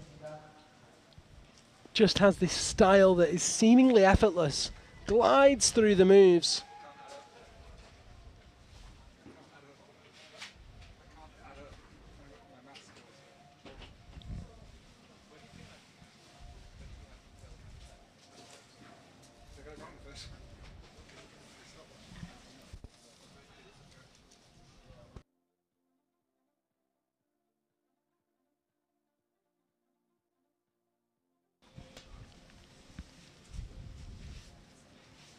So Nare Song with 4:40 on the clock. Just taking a second, trying to make that clip, get into the right position to reach up for this next hold. Opting for that Fig 4 into the Stein at 7.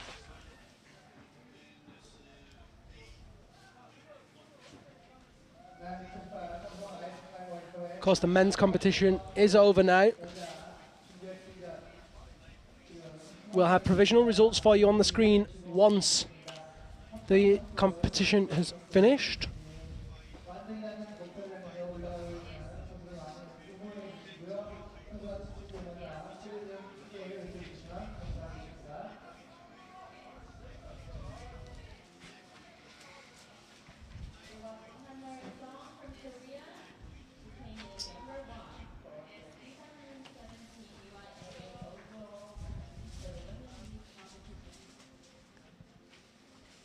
Just misses that move first time.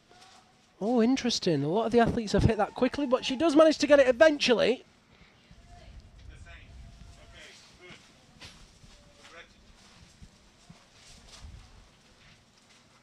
Cheongsong makes clip number 9.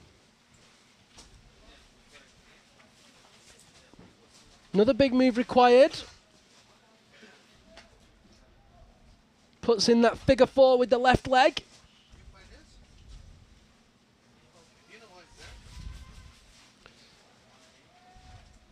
Takes a second to shake, which isn't something you see Cheongsong do very often.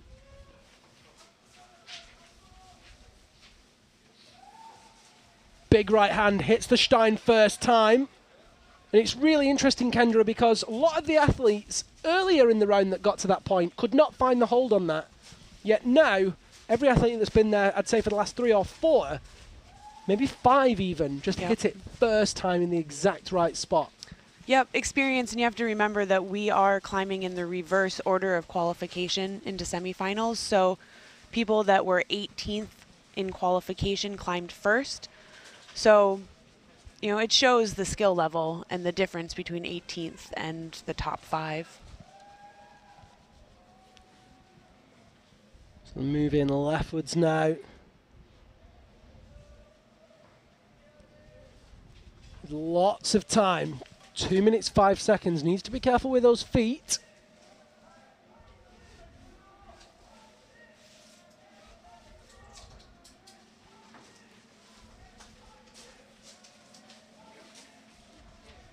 This next hold is so small. Look at that. Easily takes it. Kicks across. Hips really open. Look at that center of gravity. Excellent work there from Cheongsong. Keeping her center of gravity close to the wall. Pick shift to a minimum. Look at that. How wide are her hips there? So flexible. Creates such a stable base. Like her hips, pelvis was almost touching the wall and it goes in. It's a corner. Like inverted. Wild. She's even going to match on that hold. That really bad one that people haven't been able to take. Yeah, of course. Why not? Reaches out off that right shoulder. Wow. Complete stability through the right hand. Beautiful. Oh my gosh. There's a reason that Cheongsong is world #1. And there's a reason that she's already won 2 gold medals this season. And you're looking at the reasons right now. Incredible style. She's got under a minute. She's got to keep moving here to beat Maria and to get a top. Look at that anchor. The top quick draw moving very, very aggressively in the wind. 27 seconds on the clock for Cheongsong. Oh, he just misses the top hole, but manages to keep it together, locking in that left arm. Another big pop required to hit that top hold, and at this moment in time, she sits in second place behind Maria Tolokanina. Big lock. Wow. Hits it. There we wow, go. What a lock. Can she clip in time? Look at so the rope much drag. Not a chance. Heartbreaking to be defeated by rope drag, but very, very close. And I believe that will see her tied with Tolokanina. Drag. What a drag, eh? It is a drag. Oh. In Switzerland, they'd be unclipping behind her. For the first time in a long time, I've just seen Cheongsong look tired. Yeah. Go on, what were you going to say, Kendra? I was going to say that's kind of the one big downfall of all of the roof terrain in this structure is that rope drag. A lot of drag. It's going around corners and barrels and edges. Nevertheless, Cheongsong sits in provisional tied first place, I believe. We'll wait and see for those results. And unless something's changed, we will now see Won Shin reclimb or attempt again her route. We'll have that information shortly, but before we go with that information, let's have a look at the scores in the women's lead semi-final thus far. Oh, they've given her a +1. Look at that. Cheongsong sits in first. I mean, I'm not sure what the difference is, but there is a difference. Cheongsong sits ahead of Tolokanina, Won Shin, Doyeon Park, Katarina Vlasova, Ema McSwiggan, Minji Kim, and Masha Edler. They're in that middle 8. Won Hwa Jeong just getting bumped out. Nadia Galyamova, Marianne Steen, Jungmin Kim, Marianne Filipova, Annie Bertling, Okdu Song, and Zainab Kobra Musavi making up that middle 8. The bottom 2 in the women's. Bottom 4. I forgot We had 20. 20. Yeah, Olga Kozak, Myung-Hae Lee, Anastasia Zazdravnik, and Min Young-ha.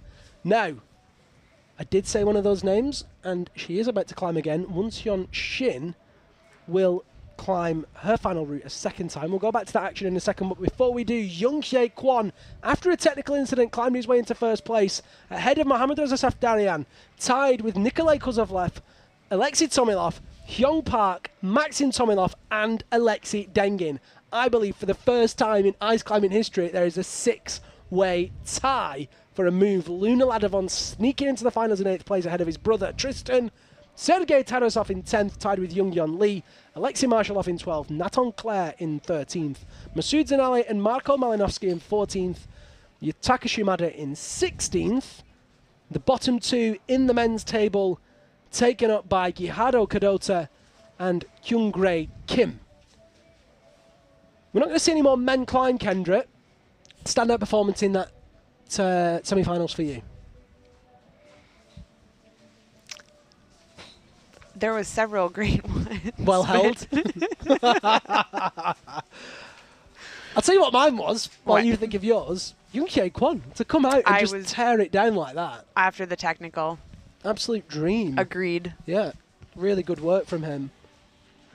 Yeah, it's very impressive to be able to come out and give it your all again and make it into first. So Won Shin will climb in a second due to the technical incident.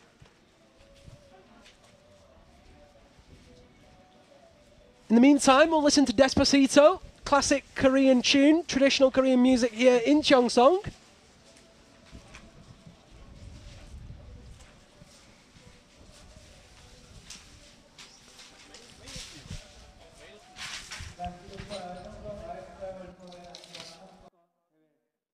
지금 마지막 여자 준결승 난이도 한 선수만 남겨둔 상태니까요. 마지막까지 기대를 해주시고 응원을 부탁드리겠습니다. 아울러 스피드 연습이 끝난 이후에 미디어 콘서트 쇼가 준비되어 있습니다. 미디어 콘서트 쇼는요, 2018 청송 아이스클라이밍 월드컵 및 아시아 선수권 대회를 기념하는 미디어 콘서트 공연이 준비가 됩니다. 헬로 청송 파이팅 월드컵이라는 주제로 아이스 클라이밍 스포츠의 의미와 매력 그리고 다이나믹한 클라이밍의 재미를 유쾌하게 표현합니다. 더불어 본 대회 격해진 청송의 아름다운 자연 경관 중 제일 명소미 주황산과 대표 특산물인 사과를 소재로 멋진 영상쇼가 준비되어 있다니까요. 여러분 기대 많이 해주시길 바라겠습니다. Ladies and gentlemen, after the practice for the speed competition, there will be a media facade show to celebrate the 2018 Cheongsong Ice Climbing World Cup and Asian Championships. This show is called Hello Cheongsong Go World Cup. It expresses the meaning and charm of ice climbing and fun of dynamic climbing. We hope you stay. So once Hyun-Shin joins us now, and there was a slight delay, the delay being that in the irony of it all, her technical incident was that the quick draw at number 12 had blown over a volume out of the reach, and in the interlude between Nare Song finishing and Shin getting ready to start, it had done it again. So they had to fix that before she was allowed to start, and she needs to fix that little tangle of the rope as well. Is that just me, or is that rope twisted? It's twisted, but it is on a twisting Quick draw. Quick draw, yeah. It's fixed. Good. Glad that happened. That's one of the cool things that we have in Korea. They put those on the first draws, and so we can tie into the opposite end of the rope. Oh, nice. The next you can just athlete. keep pulling the rope through. Oh, that's Exactly. really cool. It's really quick. It's very nice. So Won Shin is climbing for a second time. She had a technical incident earlier, and interestingly, we also had a technical incident in the men's where Korean athlete Young Hye Kwon got to climb again, and he climbed his way into first place. This route in the women's semi-final has not yet seen a top. True, but close. Close, Kendra, but it hasn't seen a top. Much closer than the men's. Won Shin knows this route pretty well now. She does. Could we be about to see the first top of this women's semi-final route? There's only one way to find out. Strap in, folks. Korea is on the runway. Won Shin, 37 years old, gold medalist last week in Inner Mongolia, reaches across onto that ply to make clip number 5.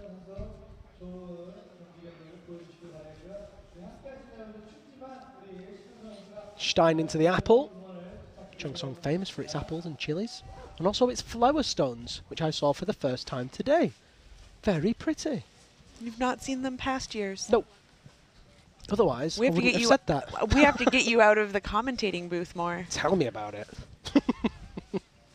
Won Shin moving confidently through this section, unsurprisingly, because she's done these moves before. If you are just joining us, at the very last minute, you are seeing Won Shin climb for the second time, the final athlete of this semi-finals. After a technical incident earlier, moves up to the right side of that volume and makes clip number 6. 5 minutes, 10 seconds on the clock.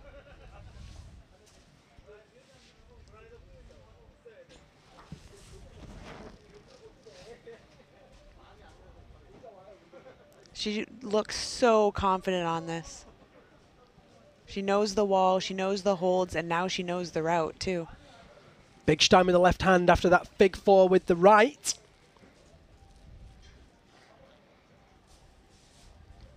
Makes clip number 7. She's going to straight away reach up and make clip number 8. Smart move from Shin. Right hand out into the box.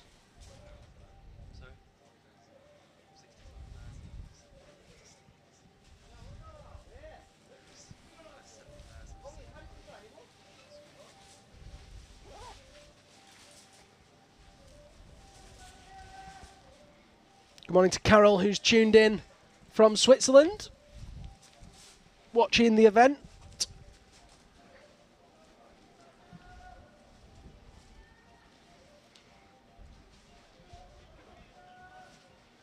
And Shin traversing that box. 3 minutes 55 on the clock.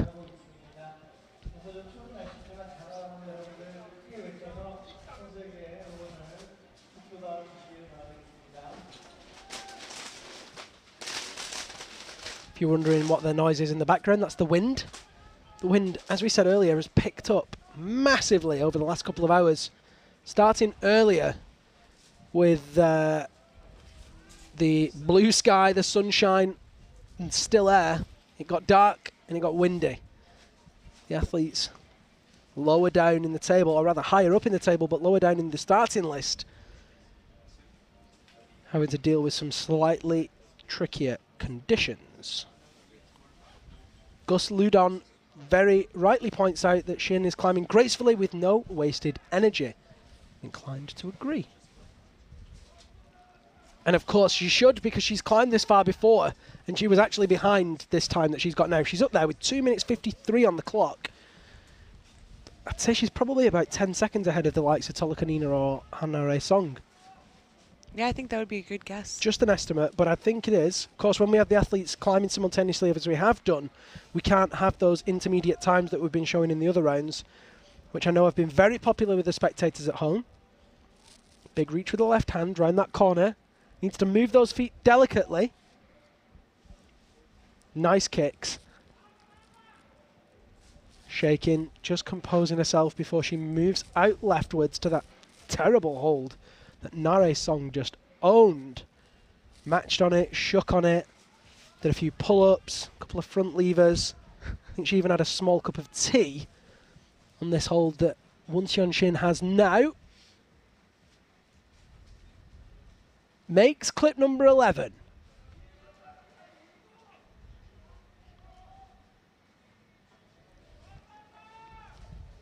Reaches out, reverse grip, kicks across. Brilliant movement there. Kendra, this is a wonderful performance to watch. It is. So this is the point that Shin called her technical before. She was unable to make this next clip, clip number 12. You can see as it's blowing now why that blew around the corner.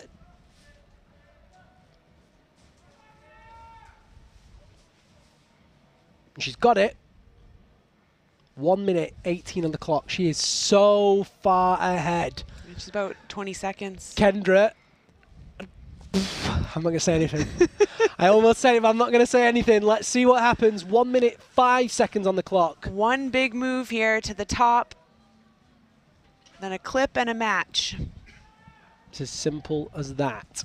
Big deep lock over the left shoulder. Just comes back to reset those feet. I'm surprised to not see a figure 4 here. Mm-hmm. Maybe that box is in the way. I was just thinking that too, yep. Come on. The route setters did that probably very purposely. 35 seconds on the clock. Oh, the time's ticking. Come on. Won Seon-shin needs to top it if she wants to qualify in first place. Go for it. She needs to move quickly. 22 seconds. Big lock over the left hand. Hits it with the right hand. Matches in with the tool. She needs to clip and match again. 15 seconds, and there's the drag. Can she make this clip in time? 7 seconds on the clock. 4 seconds on the clock. The rope's in. And she matches with 1 second remaining. Won Seon-shin, in her second attempt after a technical incident, qualifies in first place here in Cheongsong, the 4th round of the Ice Climbing World Cup. Absolutely amazing. Go on, Kendra. Only top. Only top. And like, she's already done men the route and once. women. That was a good semi-finals. That was an excellent finish to the semi-finals. We have overrun here, so we're going to leave it there. I'm going to say a big thank you to Kendra for joining me. As always, it's a pleasure. Thank you for having me. It Thank was a lot you so of fun. much to Noah, of course, Noah Bake of Canada, who joined us for a brief interview earlier. Thank you so much to everybody at home for tuning in. A big thank you to the Korean Alpine Federation, Cheongsong government, and also the North Face Korea for their help. You've been watching the 2018 UIAA Ice Climbing World Cup lead semi-finals. The speed finals begins tomorrow at 8:30 Korean Standard Time, which is 9 hours ahead of GMT.